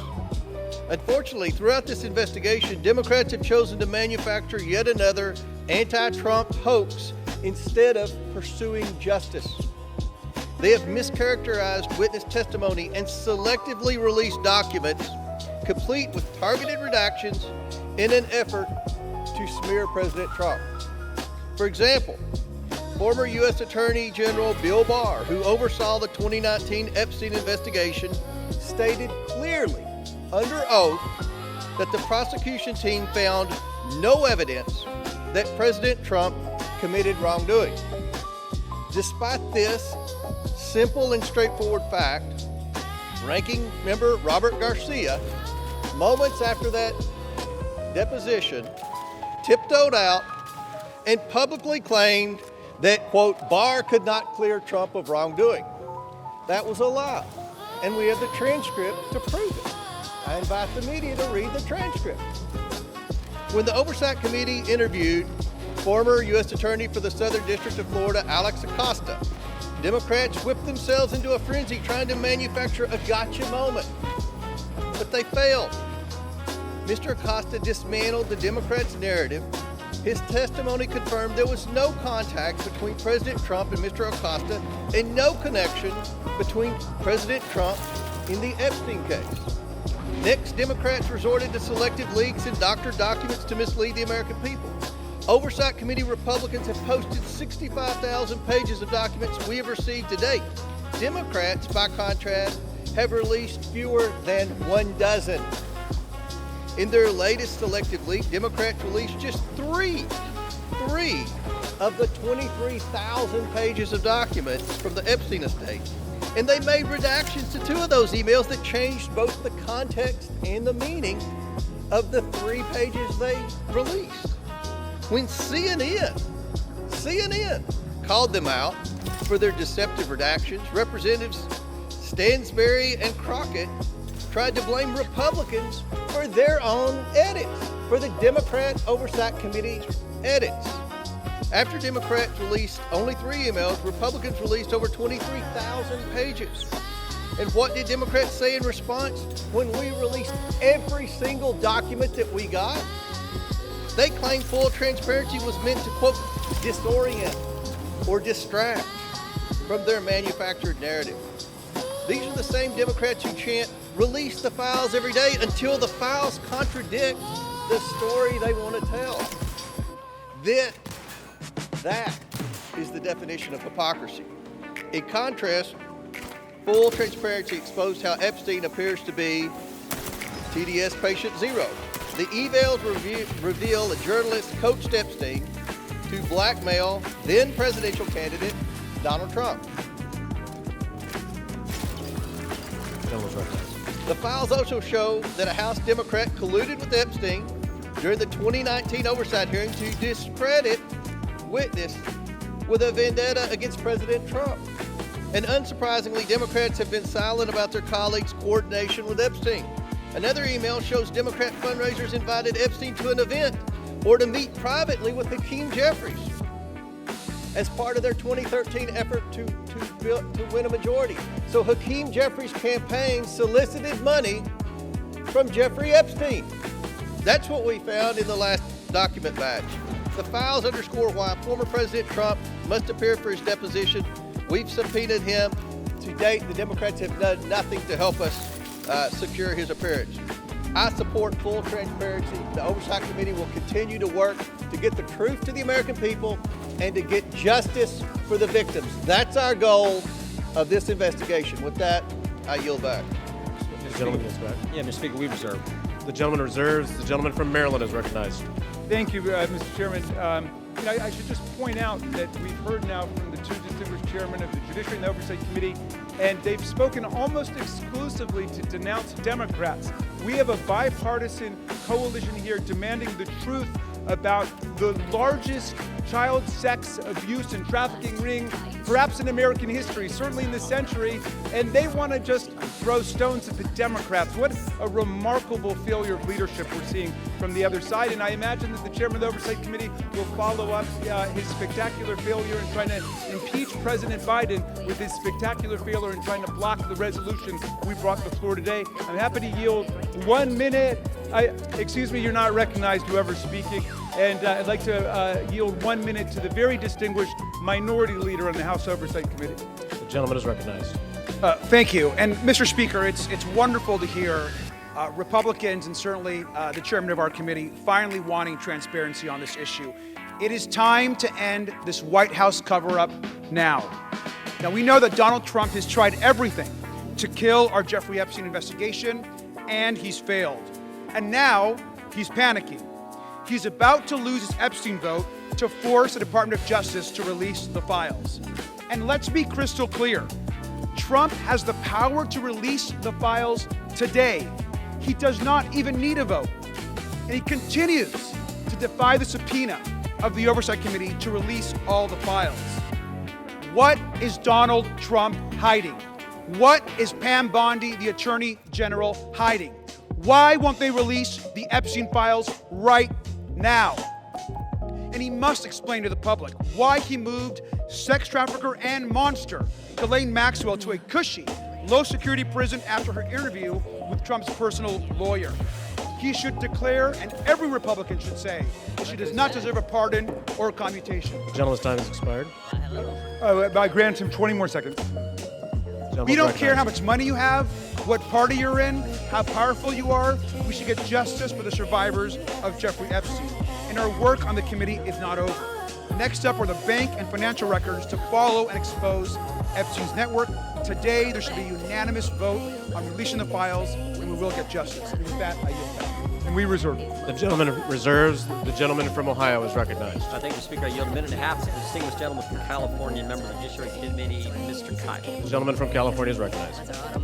I have consistently called for the maximum possible level of transparency when it comes to the heinous crimes of Jeffrey Epstein. That's why I've consistently said I am inclined to vote for this bill, and it's why I will be doing so today. The victims deserve the truth. They deserve justice, and they deserve closure. For months, they've had to wake up every day and see the name of their tormentor on the front page of every newspaper, on every TV channel, as has the broader American public. This issue has been so politicized by so many people in so many ways, which is deeply unfortunate when we're talking about matters of the highest sensitivity and untold suffering. It is my hope that the passage of this resolution today, together with the work of the Oversight Committee, will lead to the expeditious release of all pertinent material so that we can move on. Let's get accountability, let's get answers, and let's get this over with. I yield back. The gentleman yields back. The gentleman reserves. Yeah, we reserve. The gentleman from Maryland is recognized. I yield 1 minute to the very distinguished gentlelady from Washington, a member of the Judiciary Committee. The gentlelady from Washington is recognized. Mr. Speaker, thousands of girls, children, were abused by Jeffrey Epstein and his massive and powerful ring of pedophiles and protectors of pedophiles. We can't say all their names here, we don't have time, but let's at least bring a few of the courageous survivors and their names onto the House floor right here as we debate this. Haley Robson, Jenna Lisa Jones, Michelle Licata, Ashley Rubright, Annie Farmer, Marina Lacerda, Rachel Benavides. These women have carried a burden that they never should have had to bear. And today, they demand, we demand, the American people demand that we answer their clarion call to justice. Today, despite all the giant cover-up attempts by this administration and this Speaker of the House, we will vote to release all the Epstein files. To be clear, there is no protection for pedophiles, no protection for the rich and powerful men of either party who participated, who turned a blind eye, who winked and grinned while witnessing the horrific abuses of young children. Release all the damn files now. We reserve. The gentleman reserves. The gentleman from Ohio is recognized. Thank you, Mr. Speaker. I yield a minute and a half to the distinguished gentleman from North Carolina and member of our committee. The gentleman is recognized. Thank you, Mr. Speaker. I have been very supportive of this effort, specifically to bring justice to the victims of this horrific series of crimes. However, I have worked behind the scenes to raise concerns with this petition as it is currently drafted. Specifically, I believe that there is grave risk in harming innocent people. And I repeat, harming innocent people.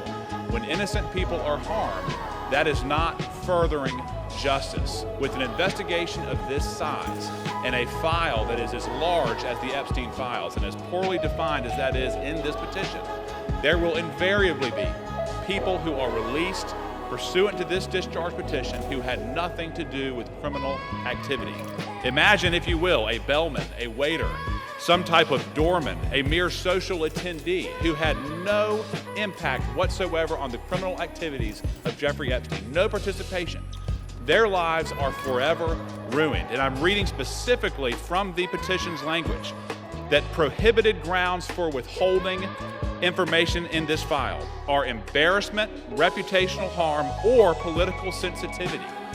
And I would just submit, if you were going to be embarrassed, if you were going to suffer social harm, and that is all of the encompassed activity that you were a part of, you will be named in this petition. And I resent that. Innocent people should not be harmed when we are pursuing justice. I understand the political nature of this petition. I resent the fact that there was not room for good faith amendments. And I urge the Senate to protect innocent people. I yield back. He yields back. The gentleman reserves. The gentleman from Maryland is recognized. Thank you. I'm yielding 1 minute to the distinguished gentlelady from California, Representative Kamlager Duck. The gentlelady from California is recognized. Mr. Speaker, 1 in 3 women and girls around the world are physically and sexually assaulted each year. Of the 152 women in this body, that means 51 women. It includes your daughters, your sisters, your nieces, your mothers. And with the Epstein files, we have a chance to change that. But real talk, the administration doesn't need a discharge petition. It has not complied with the subpoena, and it has the power to release the files today. Instead, the man in the most powerful position in the world has used the full weight of the government to block and obfuscate and deflect the full release of the files. It is the same person who intimidated female members of Congress to withdraw names from the petition, who responded quiet piggy to a female reporter who asked about the files, and who nominated an alleged sexual predator to be our AG. It is the same person whose name appears more than any other in the Epstein emails. And in the pantheon of violence, a sexual predator is the worst of the worst, so why protect him? It's also curious that the judiciary is managing this debate and has not even had this come before the committee. I wonder why. Release the files now! We reserve. The gentleman reserves. The gentleman from Ohio is recognized. Thank you, Mr. Speaker. I yield 2 minutes to the gentleman from Texas, Mr. Roy, chairman of the Constitution Subcommittee. The gentleman from Texas is recognized. I thank the chairman. Today, a united Republican Party and a bipartisan supermajority is going to pass a bill to increase transparency regarding the egregious abuses by Jeffrey Epstein, a goal that anyone of conscience desires. That is, in totality, an important statement to check the rich and the powerful. Remember how we got here. After decades, it was President Trump's Department of Justice that indicted Jeffrey Epstein in July of 2019. It was President Trump's DOJ that arrested and indicted Ms. Maxwell. It was the Republican-led Oversight Committee, through 13 subpoenas, that has released 65,000 pages of files in just 10 months. Meanwhile, my colleagues on the other side of the aisle have largely ignored this issue. It was Democrats who redacted an email to mislead the American people about the truth of a witness that exonerated President Trump. It was a Democrat, Representative Placette, who literally texted with Jeffrey Epstein as we questioned Michael Cohen. It was Democrats who shut down the government, resulting in the delay of swearing in of members. As we vote to pass this legislation, and it will pass, it is impossible, however, to avoid problems with its politicization. One colleague has offensively gone so far as to say that to oppose this bill means you support pedophiles. Yet I know good public servants, former law enforcement, former prosecutors who never knew Epstein, never knew any visitors to his criminal enterprise, who have genuine concerns about supporting this bill out of fear of creating new victims or harming existing victims, or both. That is what we've reduced Congress to, inserting itself into the prosecutorial process for political motivation, driven heavily by hatred of President Trump. We should be concerned about victim privacy, concerned about risking disclosure of non-credible allegations, of child sexual abuse materials, future investigations. But here's the deal. The leaders of this nation must expose abuses by the rich and the powerful. That is why President Trump and the House have been working for full transparency. But we should be motivated by truth and justice for all, not politics. I yield back. The gentleman yields back. The gentleman reserves. The gentleman from Maryland is recognized. Thank you. I yield 1 minute to the distinguished gentlelady from Massachusetts, Representative Clark, the Minority Whip. The gentlelady is recognized. Thank you, Mr. Speaker. This should be an easy vote. This is about justice for the victims and survivors of Jeffrey Epstein. This is about every victim of trafficking and sexual abuse, monstrous crimes that thrive in secrecy and fear. Yet instead of shining a light on that darkness, just moments ago, Donald Trump defended the continued obstruction of releasing these files. Even as House Republicans prepare to vote yes today, Speaker Johnson is calling this a show vote. He's calling it dangerous. He is signaling the U.S. Senate to block it. Republicans continue to use their power to shield rich pedophiles from justice. If you can't stand up for these survivors, how can anyone trust you to stand up for them? I yield back. The gentlelady yields back. We yield. The gentleman reserves. Does the gentleman reserve? Yeah, we reserve. The gentleman from Ohio is recognized. We reserve. The gentleman reserves. The gentleman from Maryland is recognized. Yes, just very quickly, what happened under the Biden administration? Well, under the Biden administration, Ghislaine Maxwell was prosecuted for conspiring to sexually abuse and traffic girls in 2020. Right when in 2021, she was convicted. In December of 2021, after a month-long trial in Judge Nathan's courtroom, in 2022, Maxwell was sentenced to 20 years in prison under the Biden administration for sex trafficking and sexual abuse of minors. But when President Trump took office in January of 2025, they killed the investigation. They assembled all the materials, they got all the prosecutors together, and they terminated the investigation. I yield 1 minute to the distinguished gentleman from Illinois, Mr. Roger Krishnamurthy. The gentleman from Illinois is recognized. Thank you, Mr. Speaker. I rise in strong support to release the Epstein files. First, this issue is beyond party. It's a question of justice. Survivors have waited too long. Stop the delay. This is not a hoax. Release the files. Second, we must face a hard truth. Silence that shields the powerful is a betrayal of those they hurt. Congress must reject any attempt, including a presidential pardon or any form of clemency for Ghislaine Maxwell. This cannot be done. This would be a cover-up. We cannot allow clemency of any kind for Maxwell, not now, not ever. Survivors deserve justice. I urge a strong yes vote. Thank you. Yields back. I want to thank the gentleman for his eloquent remarks. Pardons are for people who are contrite. Pardons are for people who are repentant. Pardons are not for people who lie. Every member of this body should immediately, verbally, vocally denounce the idea of clemency, commutation, or pardon for Ghislaine Maxwell, and we reserve. The gentleman reserves. The gentleman from Ohio is recognized. Yeah, we reserve, Mr. Speaker. The gentleman reserves. I yield 30 seconds to Ms. Leisure Fernandez. The gentlelady is recognized. There were thousands of girls and young women abused, trafficked, and used by Epstein, the elite and the powerful who believed they could get away with it. Epstein told the young victims that he controlled the banks and the government. Those women refused to be silenced, and today they have pierced the dark with their light. Anytime any girl is trafficked, molested, or abused, the world must stand up. Today, the House proves Jeffrey Epstein wrong. The Senate must do the same tomorrow. The gentleman reserves. The gentleman from Ohio is recognized. Thank you, Mr. Speaker. I yield 2 minutes to the gentleman from California. 1.5 minutes to the gentleman from California. The gentleman from California is recognized. I thank you, Chairman. Mr. Speaker, a minute and a half or an hour, the words would still have to be the same. We've all said that this will pass the House, perhaps unanimously today. I think all of us who have looked at the details of this particular bill know that it is flawed, and that before it goes to the President's desk, it has to be amended as it can be amended in the Senate. And we call on the Senate to amend it so that we protect the innocent, so that we have the provisions that were intended perhaps to be in this bill but are not properly written. With that, President Trump has said, get it to his desk, he will sign it. President Trump has said he will do it. But I'm going to say to all of us, it is also important that we remember that Epstein is dead, but people live on, people who were innocent, people who in fact should not be named. We're not talking about the rich and the powerful, we're talking about the very victims. That is what we need to make sure is amended before it goes to the President's desk.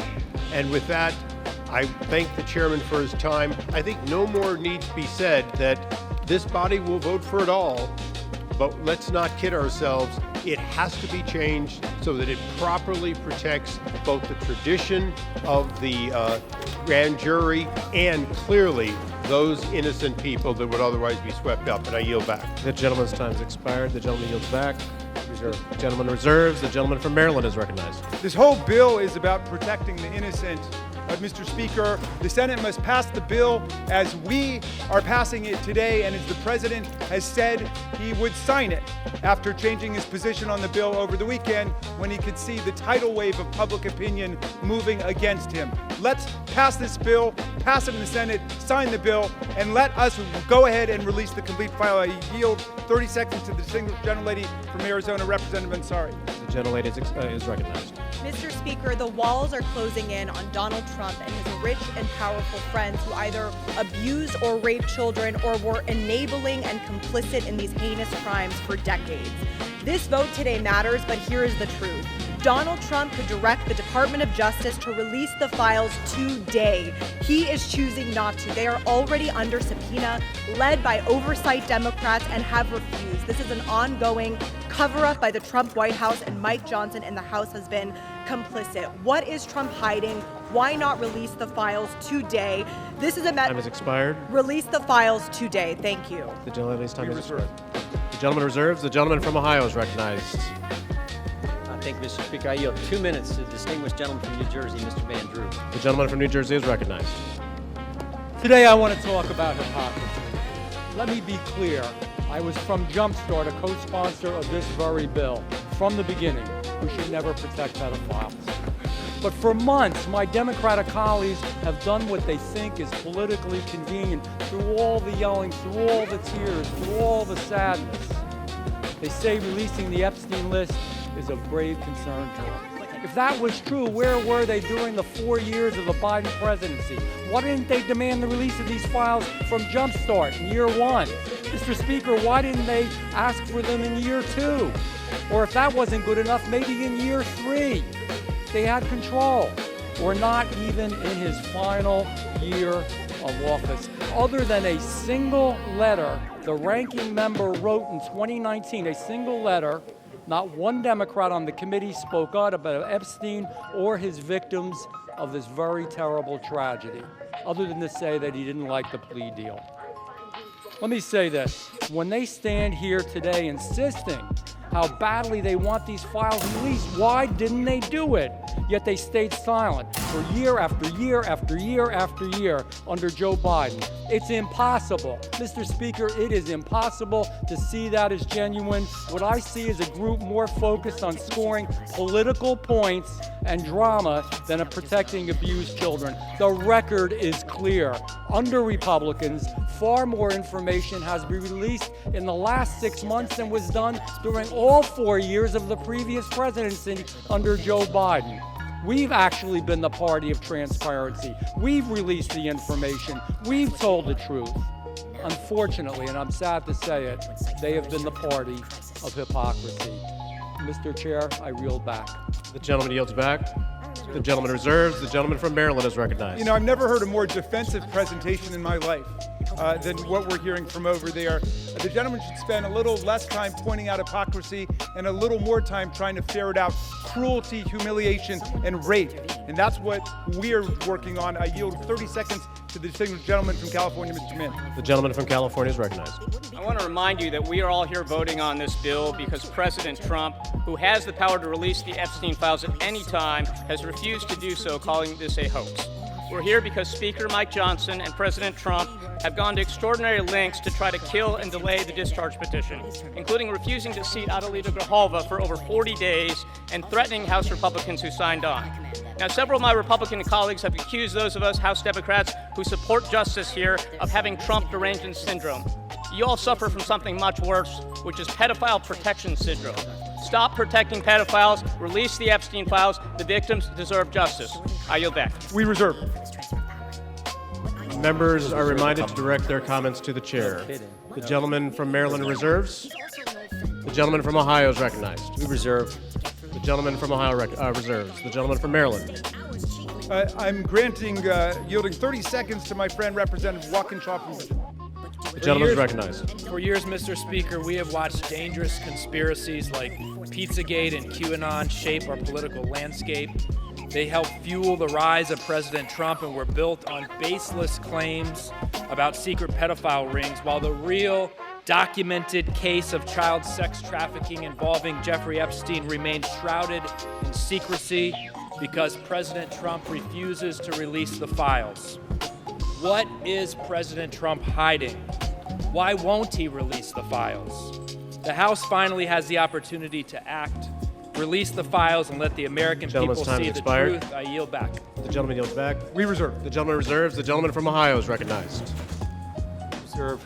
The gentleman reserves. The gentleman from Maryland is recognized. Granting 30 seconds to the very distinguished gentlelady who is finally with us, Representative Adelita Grijalva from Arizona 7. The gentlelady is recognized. Thank you. Mr. Speaker, I rise today to acknowledge the survivors, family members, and advocates who are here today and have never given up. The legislation in front of us, at its core, is about something very simple. The survivors deserve justice. The American people deserve the truth. To every survivor watching, your courage is inspiring. You are the reason why this vote is happening today. Protecting women and children from pedophiles should not be a Democratic issue, should not be a Republican issue. It should be a human rights issue and a matter of justice. I urge my colleagues to vote yes on the Epstein Files Transparency Act. I yield back. Thank you. Thank you, and we reserve. The chair will remind all persons in the gallery that they are here as guests of the House and that any manifestation of approval or disapproval of proceedings is in violation of the rules of the House. The gentleman from Maryland. Yeah, but I'll just add, they're here as honored guests of the House, and we're delighted they're here, and with that, we reserve. The Gentleman reserves. The gentleman from Ohio is recognized. We reserve. The gentleman reserves. The gentleman from Maryland. I'm granting 30 seconds to Representative Lois Frankel from Florida. The gentlelady from Florida is recognized. For far too long, the survivors of Jeffrey Epstein's abuse were failed by a justice system that minimized their suffering and prosecutors who treated young girls as if they were criminals. That was wrong, and I am here with my colleagues to promise this. We will get to the bottom of why the Epstein survivors were treated so badly, who made those decisions, and who were they protecting. No more secrecy. No more excuses. We all deserve the truth, and I thank the survivors for their courage and perseverance. Your voices are being heard. The gentlelady yields back. The gentleman reserves the balance of his time. The gentleman from Ohio. Thank you, Mr. Speaker. I yield 1 minute to the distinguished gentleman from the great state of Louisiana, the Speaker of the United States House of Representatives, Mr. The gentleman from Louisiana is recognized. Thank you, Mr. Speaker. Thank you, Chairman Jordan, for doing such an extraordinary job on all of this. For 43 long days, the Democrats held this House and the entire country hostage. Finally, with the lights back on, this body's returning to our regular legislative session. We have a lot of work to do. My colleagues on this side of the chamber are ready and eager to get back to our urgent legislative work that we promised the American people we would do. We've got to continue lowering the cost of health care. We've got to bring down prices for American families, and we've got to finish the regular appropriations process, just to name a few of those priorities.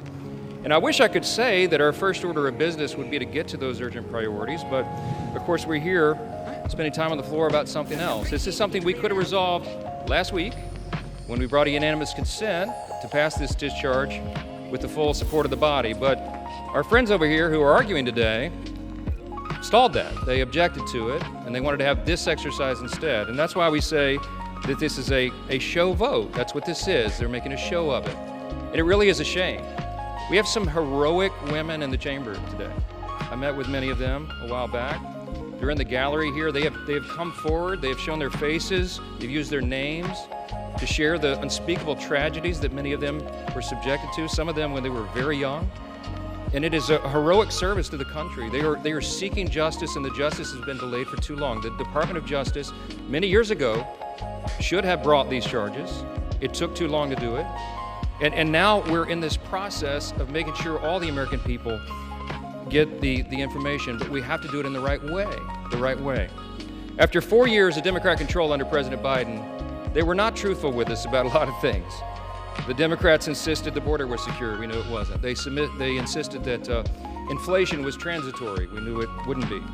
They misled the American people about the obvious mental and physical decline of the previous commander-in-chief. And now those same Democrats are demanding transparency. Suddenly, transparency is their new word.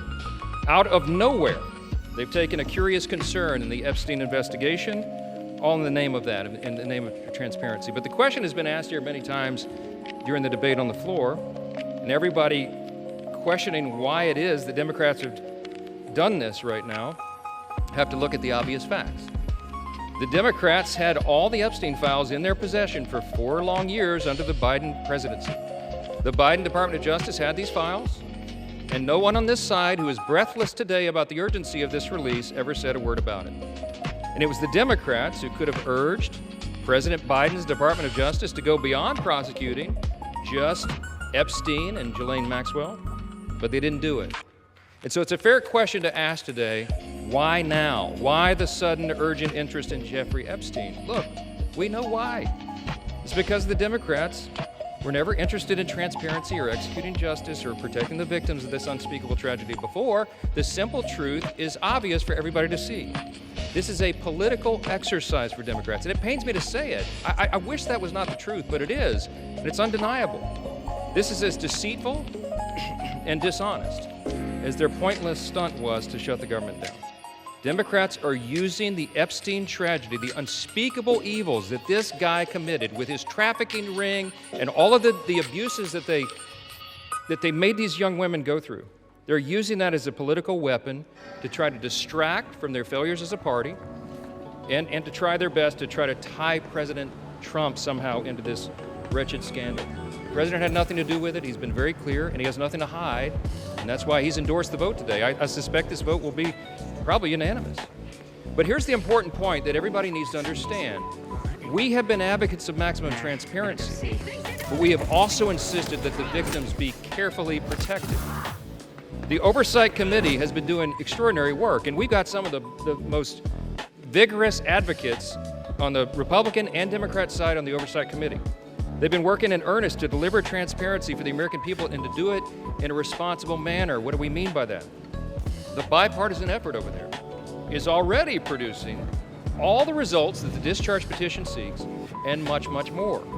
Chairman Comer and all of these advocates over there have been releasing thousands of documents, for example, from the Epstein estate.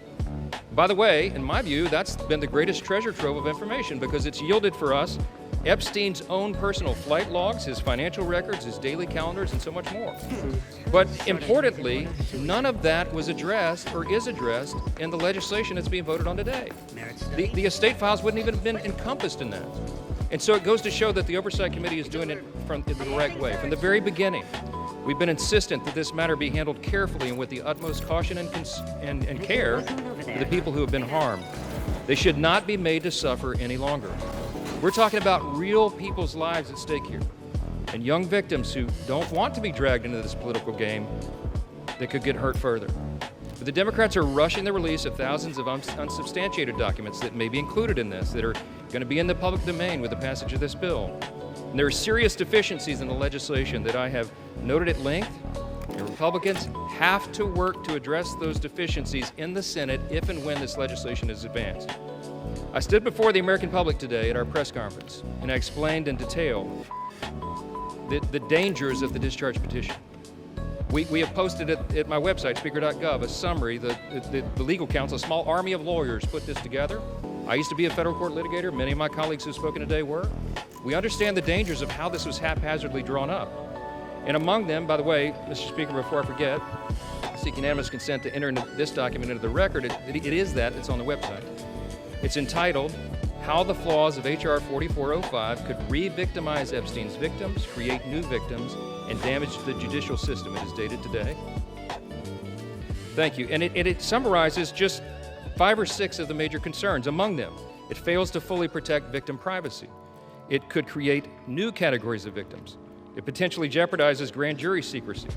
It fails to prohibit release of child sexual abuse materials that are not appropriately defined in the legislation. It jeopardizes future federal investigations, and we have national security concerns regarding classified information. We'll put this in the record because we need the legislative record to reflect what is the legislative intent behind this vote. I used to litigate cases. We would litigate federal statutes and whether or not they could survive, and legislative intent is important, and we need to say clearly for the record, as the Speaker of the House, I'm saying to you, this legislation that will pass today is flawed and it must be amended. The question is, why didn't we amend it here before we passed it? Because the authors won't allow it. Because under the rules of the House, under a discharge petition, they have to agree to consent for the legislation to be amended, and they're not doing that. So now we rely upon our partners in the other chamber to get that done, and they need to do that. The victims deserve our utmost respect. In fact, they should be saluted for their courage. And the young women who have not come forward, who are now, some of them are middle-aged women who have not come forward, also deserve our respect, and they deserve to be protected.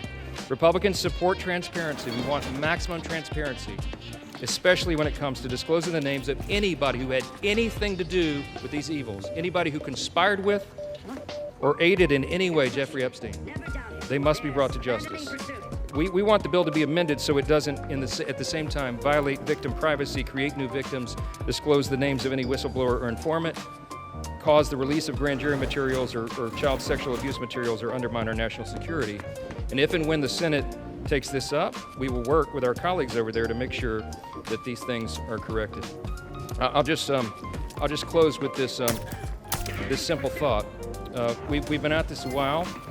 It's drug on for a while, but it's time for this to come to light. I expect that this will be a unanimous vote, and it will reflect what I think every member in this chamber, and I'll say this now, at least in recent days, every member of the chamber on the Democrat side, they didn't say anything for 4 years, but they're for maximum transparency now, and so is this side. But we want to do it in a respectful and careful manner so that we don't subject innocent people to further harm. And that has been the whole thing. I told all my members today I'll be voting yes on this, and I suspect almost everyone will. We'll send it to the Senate, and we hope it's corrected. Thank you for the time, Mr. Speaker, and I yield back. Gentleman reserves. The gentleman from Maryland is recognized. I'm yielding to Mr. Gomez for the sole purpose of making a parliamentary inquiry. Mr. Gomez is recognized. Mr. Speaker, I rise to ask a point of parliamentary inquiry. Is this an appropriate time to point out that the Republicans named children's savings account in their so-called One Big Beautiful Bill after Donald Trump, someone connected to one of the most notorious pedophiles in this country? Or that the Speaker of the House just lied on the floor by stating that there was protections, there isn't protections for the victims in the Epstein bill. The gentleman is no longer recognized. The gentleman from Maryland, you are recognized. I am prepared to close. I've got no more speakers on my side. The gentleman reserves. The gentleman from Ohio is recognized. Thank you, Mr. Speaker.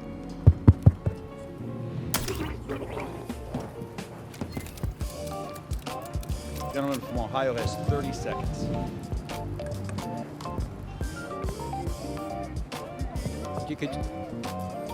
Can I inquire how much time is remaining? 30 seconds.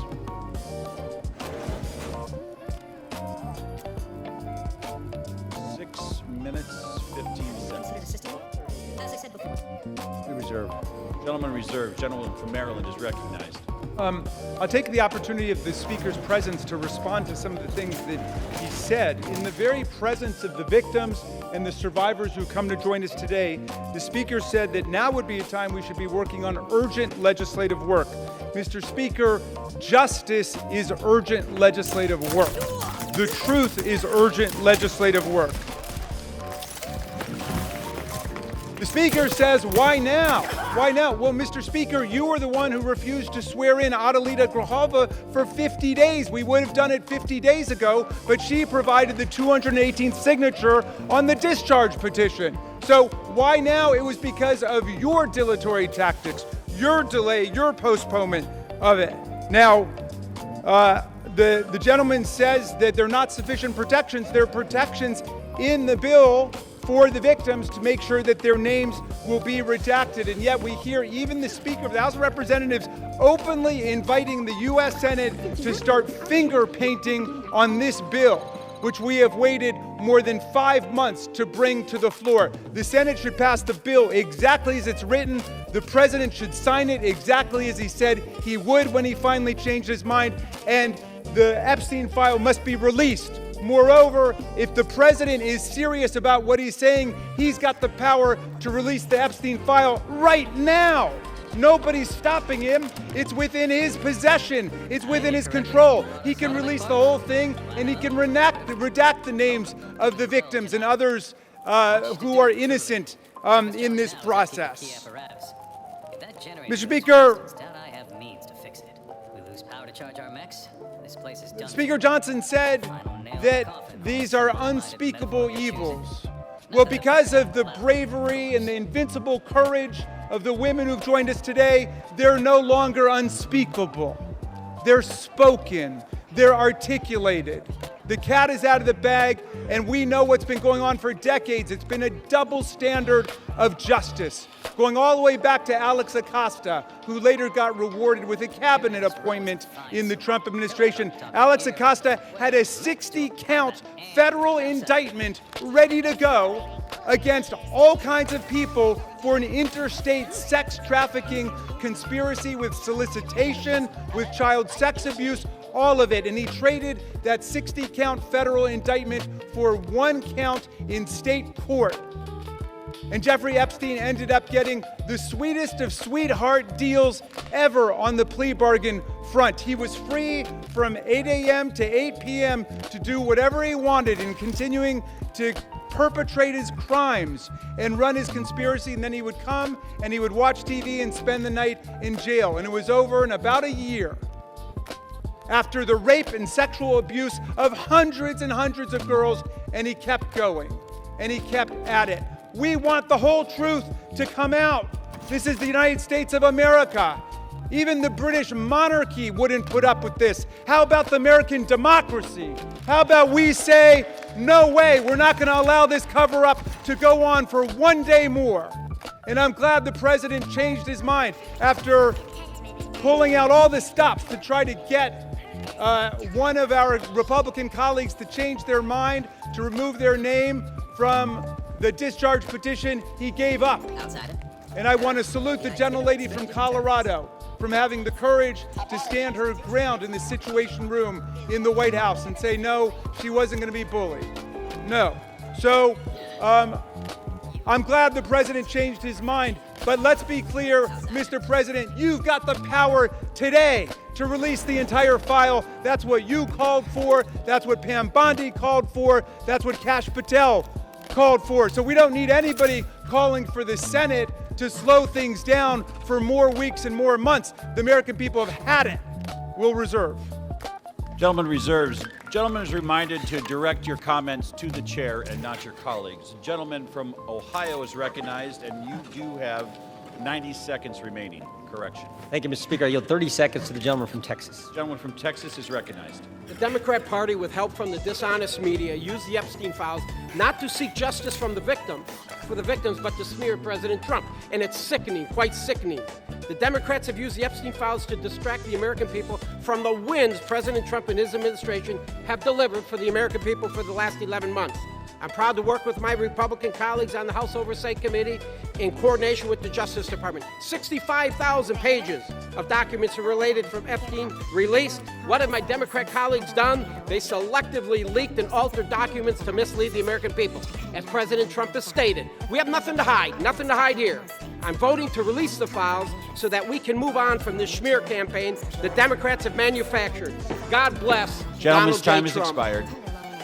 Gentleman from Maryland is recognized. Reserve the balance of my time. Gentleman reserves. Gentleman from Ohio reserves. Gentleman from Maryland is recognized. All right. How much time do I have to close? You have 2 minutes.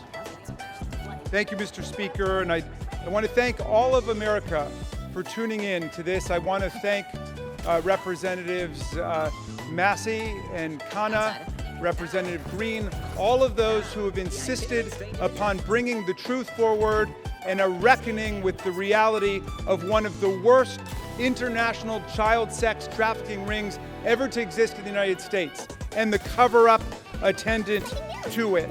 We've got the opportunity today to do justice for the victims, for the survivors who have come forward to say that the voice of the victims and the survivors must be put at the very center of our deliberations. Not shunted off to the side, not submerged, not subordinated, but put at the very center. We must hear from the people who themselves were victimized by this nightmare. Now, our colleagues across the aisle seem to want to make this into some sort of partisan contest. I haven't heard so much talk about the Democrats since the Democratic National Convention.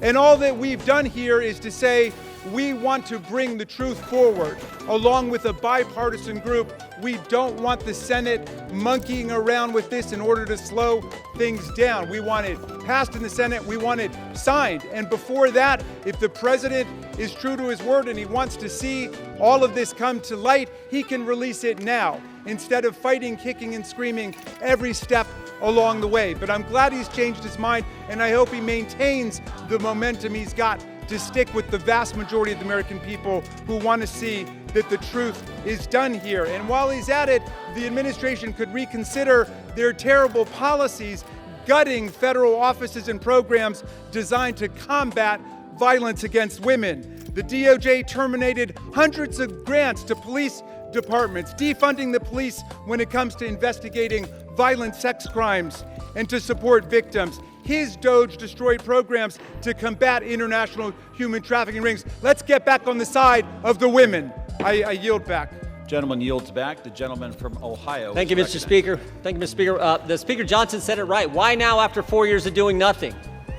Because going after President Trump is an obsession with these guys. Best example is John Brennan testified in front of our committee under oath, said he was not involved with the dossier. Only problem is Tulsi Gabbard declassified a report, released that report, and it said exactly the opposite. And she related a story in there where a CIA official went up to Mr. Brennan and said, we shouldn't include this in the report. And John Brennan's response was, yeah, but doesn't it ring true? Forget the facts, forget the truth, go after Trump, put it in. Same dynamic at work here. We're all for protecting innocent victims. We're all for exposing the bad guys who did bad things. But this is an obsession with the left. For 10 years, it's going after President Trump. So vote yes. Make sure the bad guys are held accountable. We all want to do that. Speaker Johnson's right. I think it's going to be unanimous. But understand what they're doing, because they had 4 years and didn't do a darn thing. With that, I yield back. Gentleman yields back. The question is, will the House suspend the rules and pass the bill H.R. 4405? Those in favor say aye. Those opposed say no. In the opinion of the chair, 2/3 being in the affirmative, the rules are suspended. The bill is passed, and without Can I request a objection, recorded vote, Mr. Speaker? The gentleman from Maryland is recognized. Yeah, I'm requesting a recorded vote. The gentleman from Maryland has requested a recorded vote. Those favoring a recorded vote will rise. A sufficient number having risen, a recorded vote is ordered. Members will record their votes by electronic device. Pursuant to Clause 9 of Rule 20, this 15-minute vote on the motion to suspend the rules will be followed by 5-minute votes on ordering the previous question on House Resolution 879, adoption of House Resolution 879 if ordered, and adoption of House Resolution 878. This is a 15-minute vote.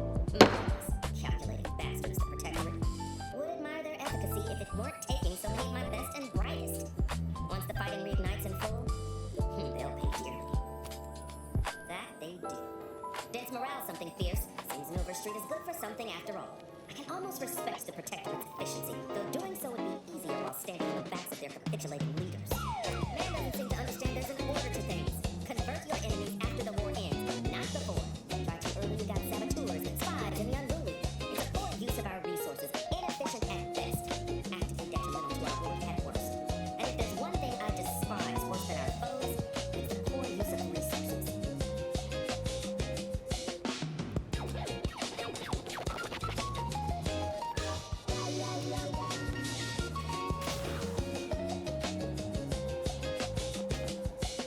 You understand the plight of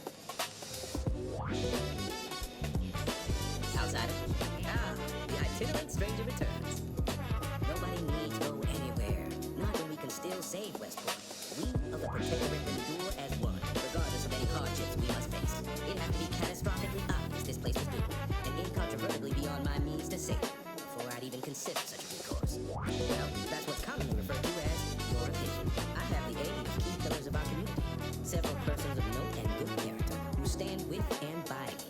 And our town still functions. Our automechs are still running, mostly. We have a generator to power, fresh water, the reassuring voice of everyone's neighbor Prudence walks from our loudspeakers. Look, I've entertained these fool notions of yours long enough. There's no use pursuing such a fruitless line of thinking further. I have a brighter future in mind for what, well...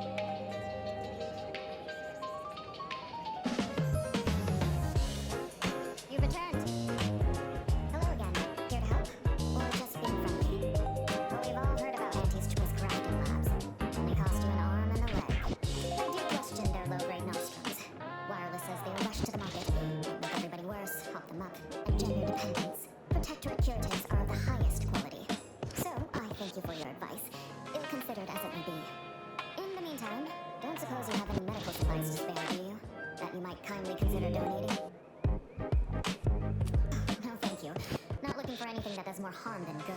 I have enough ailments to manage already. And what I've heard about Auntie's medicaments might poison a patient or cause them to grow an extra head or something. You never know what they're testing out on you. Honestly? Well, I'm a reasonable judge of character and you seem upright. On behalf of my patients and I, thank you. We're all grateful. Guess outsiders aren't all just base individualists like they say on the wireless. Barring this being some tricky sales strategy, that is. This is a good start, but I fear it won't last long. Wouldn't happen to know a reliable means to procure more, would you? They sell to us? Those medicaments you gave us before? No, never. You must think me easily hoodwinked. Our societies are sworn enemies. You almost make that sound reasonable, under a highly skewed, morally vacuous light. Don't see no wealth of options here at present. If you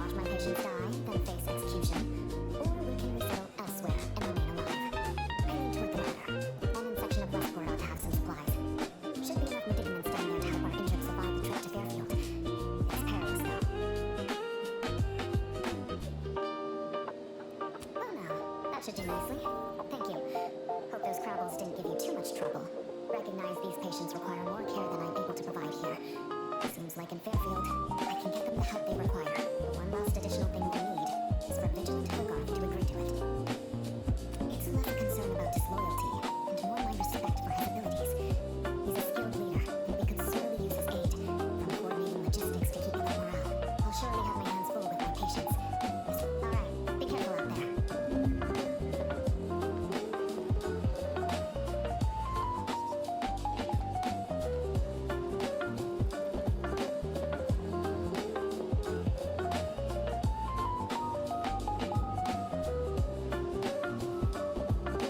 Outside of the itinerary.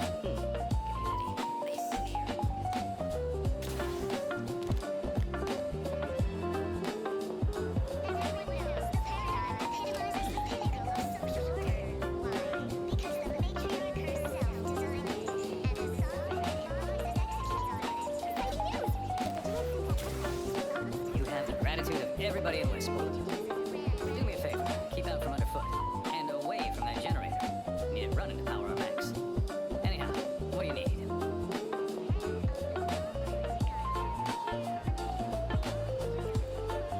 I assume those are approved protectorate announcements, correct?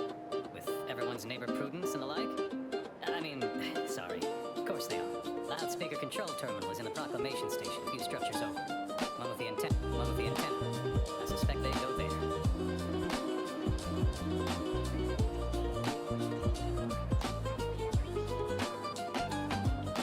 Even if I did ever fall prey to such treacherous whimsy, you think I'd be fool-headed enough to admit it to a stranger? Look like I've been kicked by an automech or something? I mean, boy, damn. Vigilant Hogarth's still here. No matter how bad it gets, keeps us going. Keeps us right. Folks like him prove the paradigm is aligned with the architect's plan. Just gotta trust the rightful guidance of the vigilance and the sovereign. Care more about remuneration than helping my neighbor? Nah, I'd rather live in an honest-to-goodness community than be surrounded by them individualist backstabbers. Sure feel sorry for them. Maybe someday after we, well, utterly crush their forces and disprove their bent philosophy, we can show them all a right, better way to live. Say, so it's only here with our perfect society that it works our way. How fortunate for us all to benefit from such judicious guidance. That's a right intriguing proposition.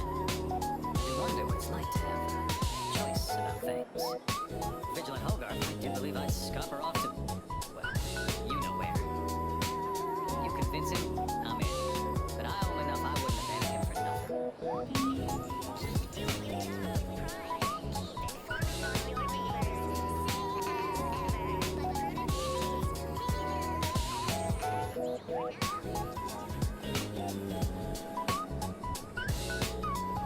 Outsider.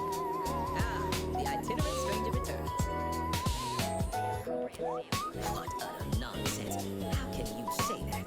Now, when I have automech parts in hand. No, your timing is absurd. Your wit, witless. Pens differ. Seems to me we're persevering. Demonstrating a mixture of aplomb, grit, and tenacity even. Last I checked, our infrastructure is still plugging away, and our people are... But it's not everyone, is it? I'm sure it's not. The majority of my subjects are steadfastly loyal. Resolute, right as rain. I would love to argue that this is not the case, but I fear you are correct. This war, this devastation, can't be denied they've taken a toll. Ultimately, I regard their well-being above all, but the joke is on you, really, and them, I suppose. Don't you see? We're all traitors. I no longer hold any authority over anyone. But if they still wish my blessing, it is theirs. My former subjects are free to live an empty life with Auntie's choice. I'll make an announcement. Order them to depart for Fairfield. But I will be staying. Should I? Haven't I failed them enough for one lifetime? No. I will stay here and loyally await the judgment I richly deserve. Adherents are expected to hold firm to the end. Such is the degree of our devotion. You do make a convincing argument, stranger. Unsure how I'll endorse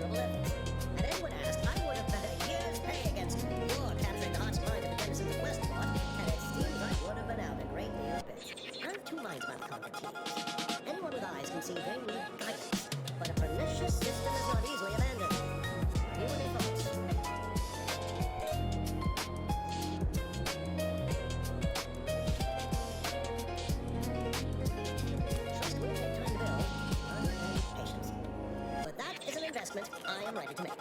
You've given me a great deal to think about. You cannot overstate what a capital compatriot you've been, my friend. Now be off. I've many remedies to see to. Well, such a strong word. Let's call it a punch. Consider this your first lesson in propaganda. Whatever you taught in desires most, and use it towards your own ends. Speak with vigilant Hogarth in the building beside the school. He was in charge around here before we arrived. I have no doubt he knows vital information that boxes functioning. Now, should you ever find yourself visiting the ACS Undisputed Claim, do come see me. I've no doubt that when we next meet, I'll have risen 6 ranks at least. Farewell.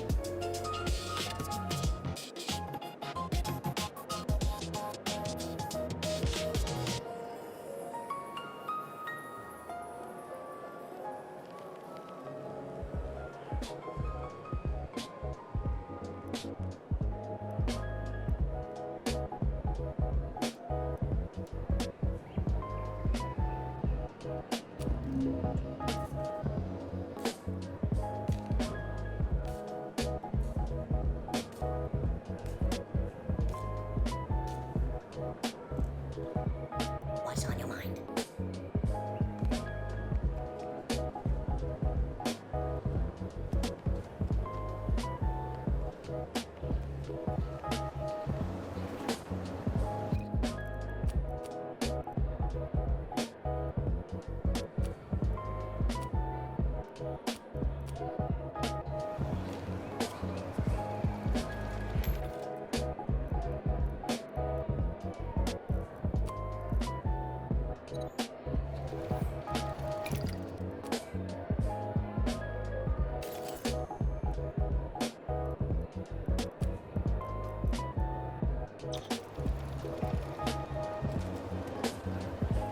Welcome, welcome. How can I improve your day?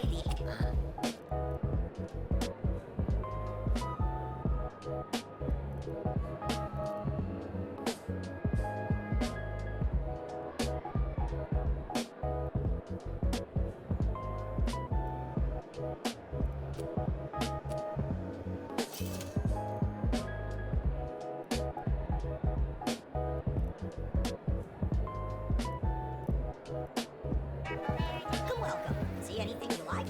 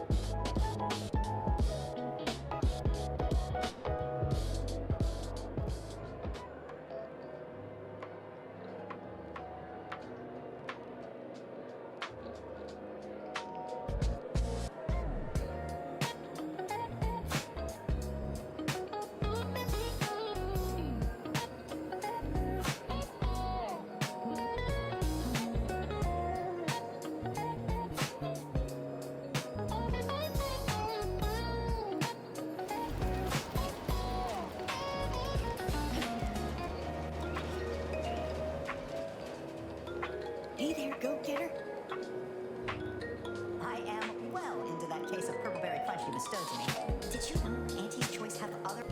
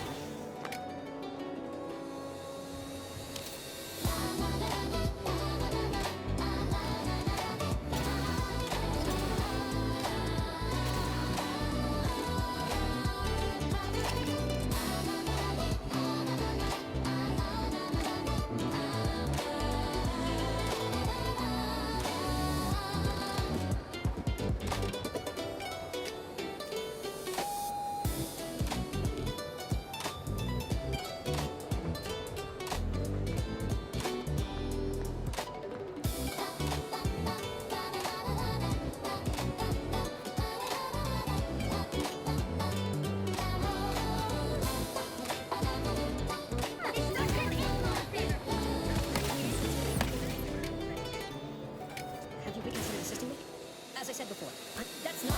I'm not. How did you? I'm so transparent to a stranger. How they will surely see the same weaknesses in my character, which is I prefer a peaceable solution. Right. The Protector would be made stronger by his passage. If he cannot serve as a general, he may yet serve as an example. It would still be best to investigate Montelli's terminal for anything that might unsettle or unbalance him before our confrontation. You will need your own access card to get upstairs.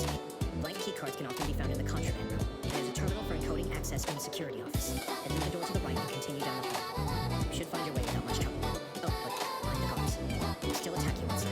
I will join you as soon as you go to confront Montelli. In the meantime, I'll gather what weapons and allies I can.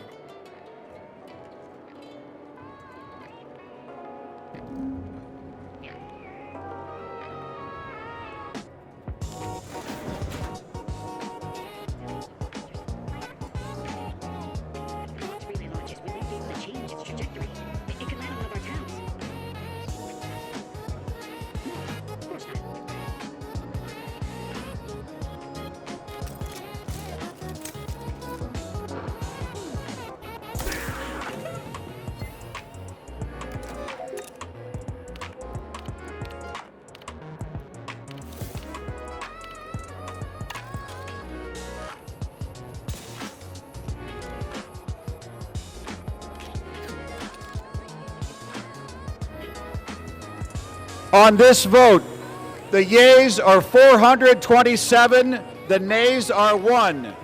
2/3 being in the affirmative, the rules are suspended, the bill is passed, and without objection, the motion to reconsider is laid on the table.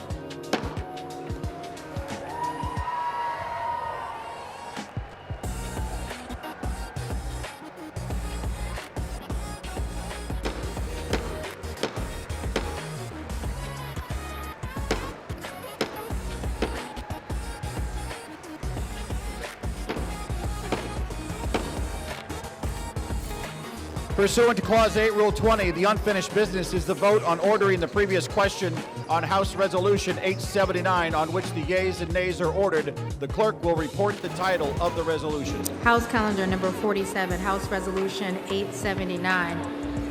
Resolution providing for consideration of the joint resolution, Senate Joint Resolution 80, providing for congressional disapproval under Chapter 8 of Title 5 United States Code of the rules submitted by the Bureau of Land Management relating to National Petroleum Reserve in Alaska Integrated Activity Plan Record of Decision, providing for consideration of the joint resolution, House Joint Resolution 130, providing for congressional disapproval under Chapter 8 of Title 5 United States Code of the rules submitted by the Bureau of Land Management relating to Buffalo Field Office Record of Decision and approved Resource Management Plan Amendment, providing for consideration of the joint resolution, House Joint Resolution 131, providing for congressional disapproval under Chapter 8 of Title 5 United States Code of the rules submitted by the Bureau of Land Management relating to Coastal Plain Oil and Gas Leasing Program Record of Decision, providing for consideration of the concurrent resolution, House Concurrent Resolution 58, denouncing the horrors of socialism, providing for consideration of the bill, H.R. 1949, to repeal restrictions on the export of import of natural gas, providing for consideration of the bill, H.R. 3109, to require the Secretary of Energy to direct the National Petroleum Council to issue a report with respect to the petrochemical refineries in the United States and for other purposes, providing for consideration of the bill, H.R. 5107, to repeal the Comprehensive Policing and Justice Reform Amendment Act of 2022, enacted by the District of Columbia Council, providing for consideration of the bill, H.R. 5214, to require mandatory pretrial and post-conviction detention for crimes of violence and dangerous crimes and require mandatory cash bail for certain offenses that pose a threat to the public safety or order in the District of Columbia, and for other purposes, The question is on ordering the previous question. Members will record their vote by electronic device. This is a 5-minute vote.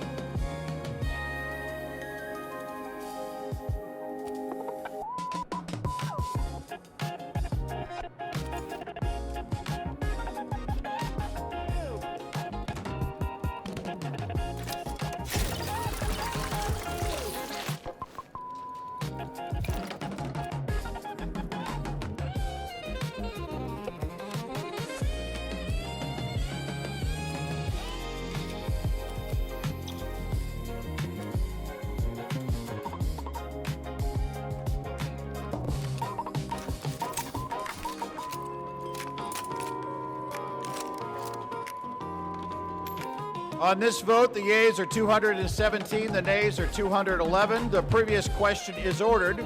The question is on the adoption of the resolution. Those in favor say aye. Those opposed say no. No. In the opinion of the chair, the ayes have it. Speaker, For what purpose does the gentleman from Massachusetts rise? I ask for a recorded vote. A recorded vote is requested. Those favoring a recorded vote will rise.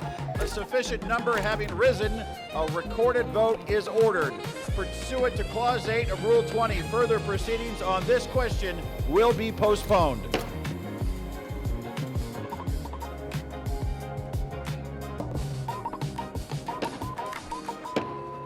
The House will be in order. The House will come to order. The House will come to order. For what purpose does the gentleman seek recognition? To speak out of order for 1 minute, Mr. Speaker. Without objection, the gentleman is recognized. Thank you, Mr. Speaker. Today I rise to recognize a man whose dedication, steadiness, and wisdom have shaped not only my work in this chamber, but the work of this institution itself. I'm talking about my Chief of Staff, Brett Horton.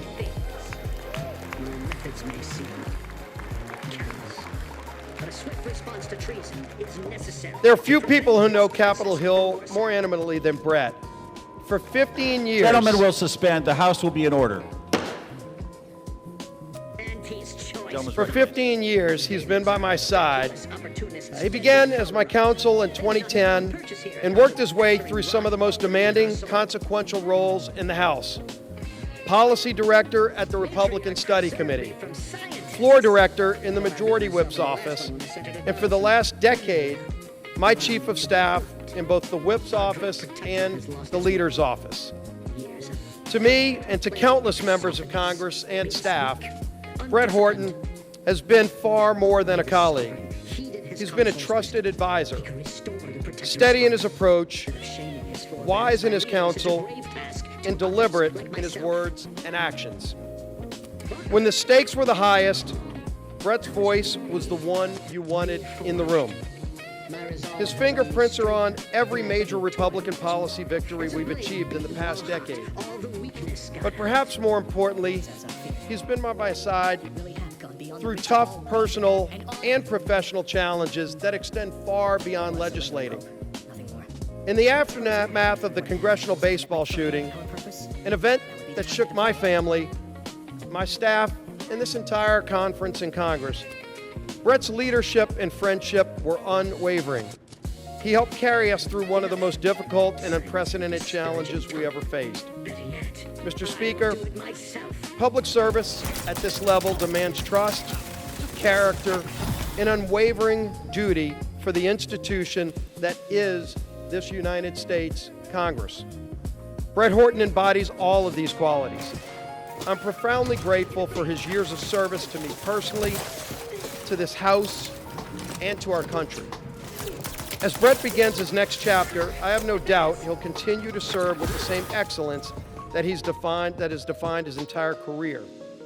The United States House of Representatives is the stronger institution because of Brett Horton's distinguished service here. I wish Brett all the best in his future endeavors, and I tell you thank you, Brett, for your personal friendship and for your service to this great United States of America and this great Congress. Thank you, Brett Horton.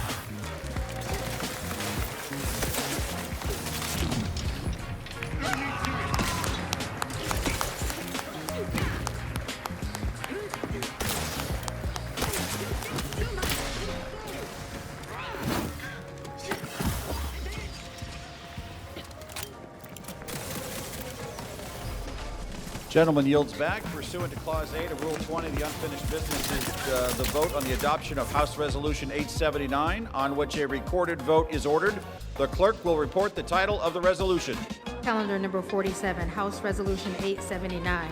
Resolution providing for consideration of the joint resolution, Senate Joint Resolution 80, providing for congressional disapproval under Chapter 8 of Title 5 United States Code of the rules submitted by the Bureau of Land Management relating to National Petroleum Reserve in Alaska Integrated Activity Plan Record of Decision, providing for consideration of the joint resolution, House Joint Resolution 130, providing for congressional disapproval under Chapter 8 of Title 5 United States Code of the rules submitted by the Bureau of Land Management relating to Buffalo Field Office Record of Decision and approved Resource Management Plan Amendment, providing for consideration of the joint resolution, House Joint Resolution 131, providing for congressional disapproval under Chapter 8 of Title 5 United States Code of the rules submitted by the Bureau of Land Management relating to Coastal Plain Oil and Gas Leasing Program Record of Decision, providing for consideration of the concurrent resolution, House Concurrent Resolution 58, denouncing the horrors of socialism, providing for consideration of the bill, H.R. 1949, to repeal restrictions on the export and import of natural gas, providing for consideration of the bill, H.R. 3109, to require the Secretary of Energy to direct the National Petroleum Council to issue a report with respect to the petrochemical refineries in the United States and for other purposes, providing for consideration of the bill, H.R. 5107, to repeal the Comprehensive Policing and Justice Reform Amendment Act of 2022, enacted by the District of Columbia Council, providing for consideration of the bill, H.R. 5214, to require mandatory pre-trial and post-conviction detention for crimes of violence and dangerous crimes and require mandatory cash bail for certain offenses that pose a threat to the public safety or order in the District of Columbia and for other purposes and for other purposes. The question is on the adoption of the resolution. Members will record their votes by electronic device. This is a 5-minute vote.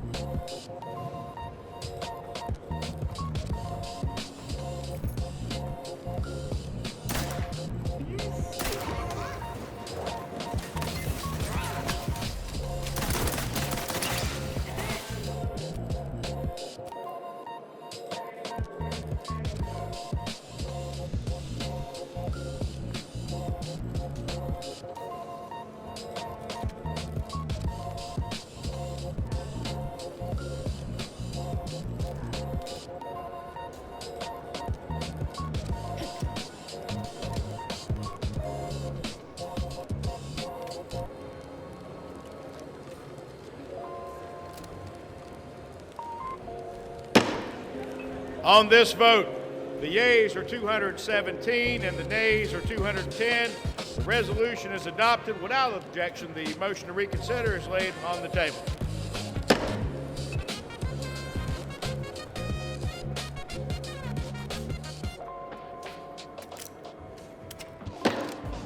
Pursuant to Clause 8 of Rule 20, the unfinished business is the vote on adoption of House Resolution 878, on which the yeas and nays are ordered. The clerk will report the title of the resolution. House Resolution 878, resolution disapproving the behavior of Representative Jesus G. Chuy Garcia of Illinois. The question is on adoption of the resolution. Members will record their votes by electronic device. This is a 5-minute vote.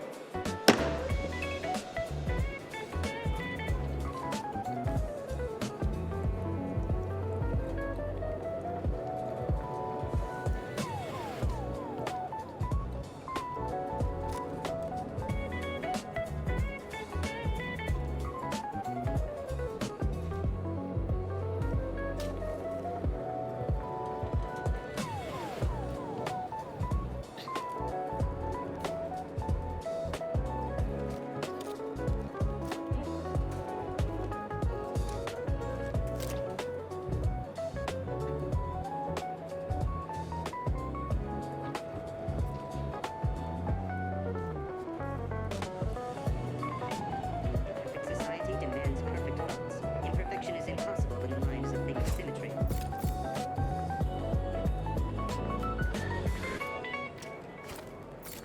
Everything well over there, huh?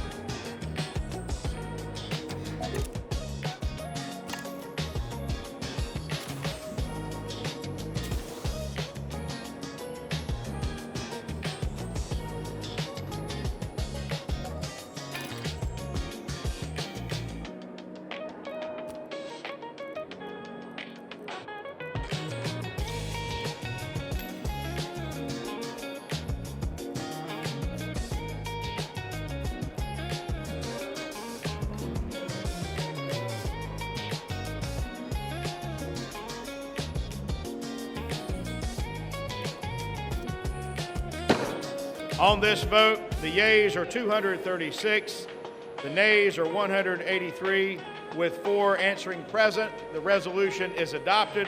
Without objection, the motion to reconsider is laid upon the table.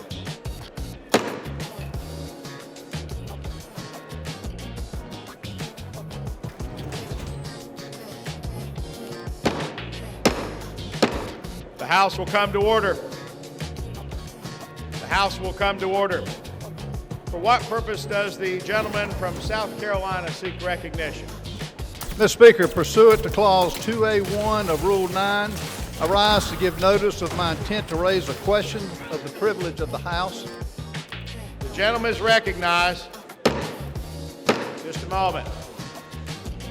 Members of the House will come to order. The Chair would ask members to please take conversations off the floor. The gentleman is recognized.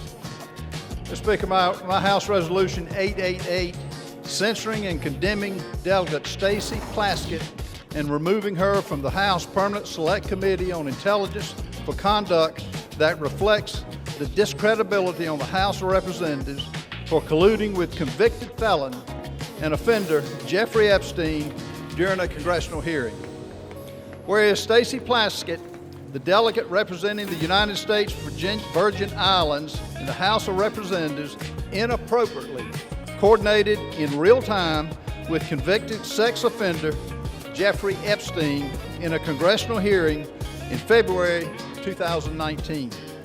Whereas Delegate Plaskett was actively coached by Epstein during the hearing, receiving instructions on specific lines of questioning, and was congratulated after the message by Mr. Epstein, good work. Whereas Jeffrey Epstein, the Speaker of the House, is not in order. The gentleman has the floor. The Chair would again ask the body to please observe the quorum and keep conversations to a minimum. The gentleman has the floor.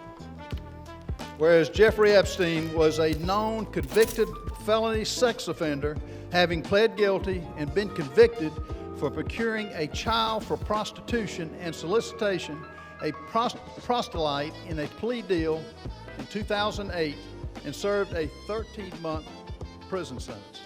Whereas in the course of that investigation, the FBI compiled reports on dozens of confirmed minors who credibly alleged sexual abuse by Mr. Epstein. Whereas Epstein was under further federal investigation beginning in November of 2018, 2 months before Delegate Plaskett's recently revealed text exchange during a congressional hearing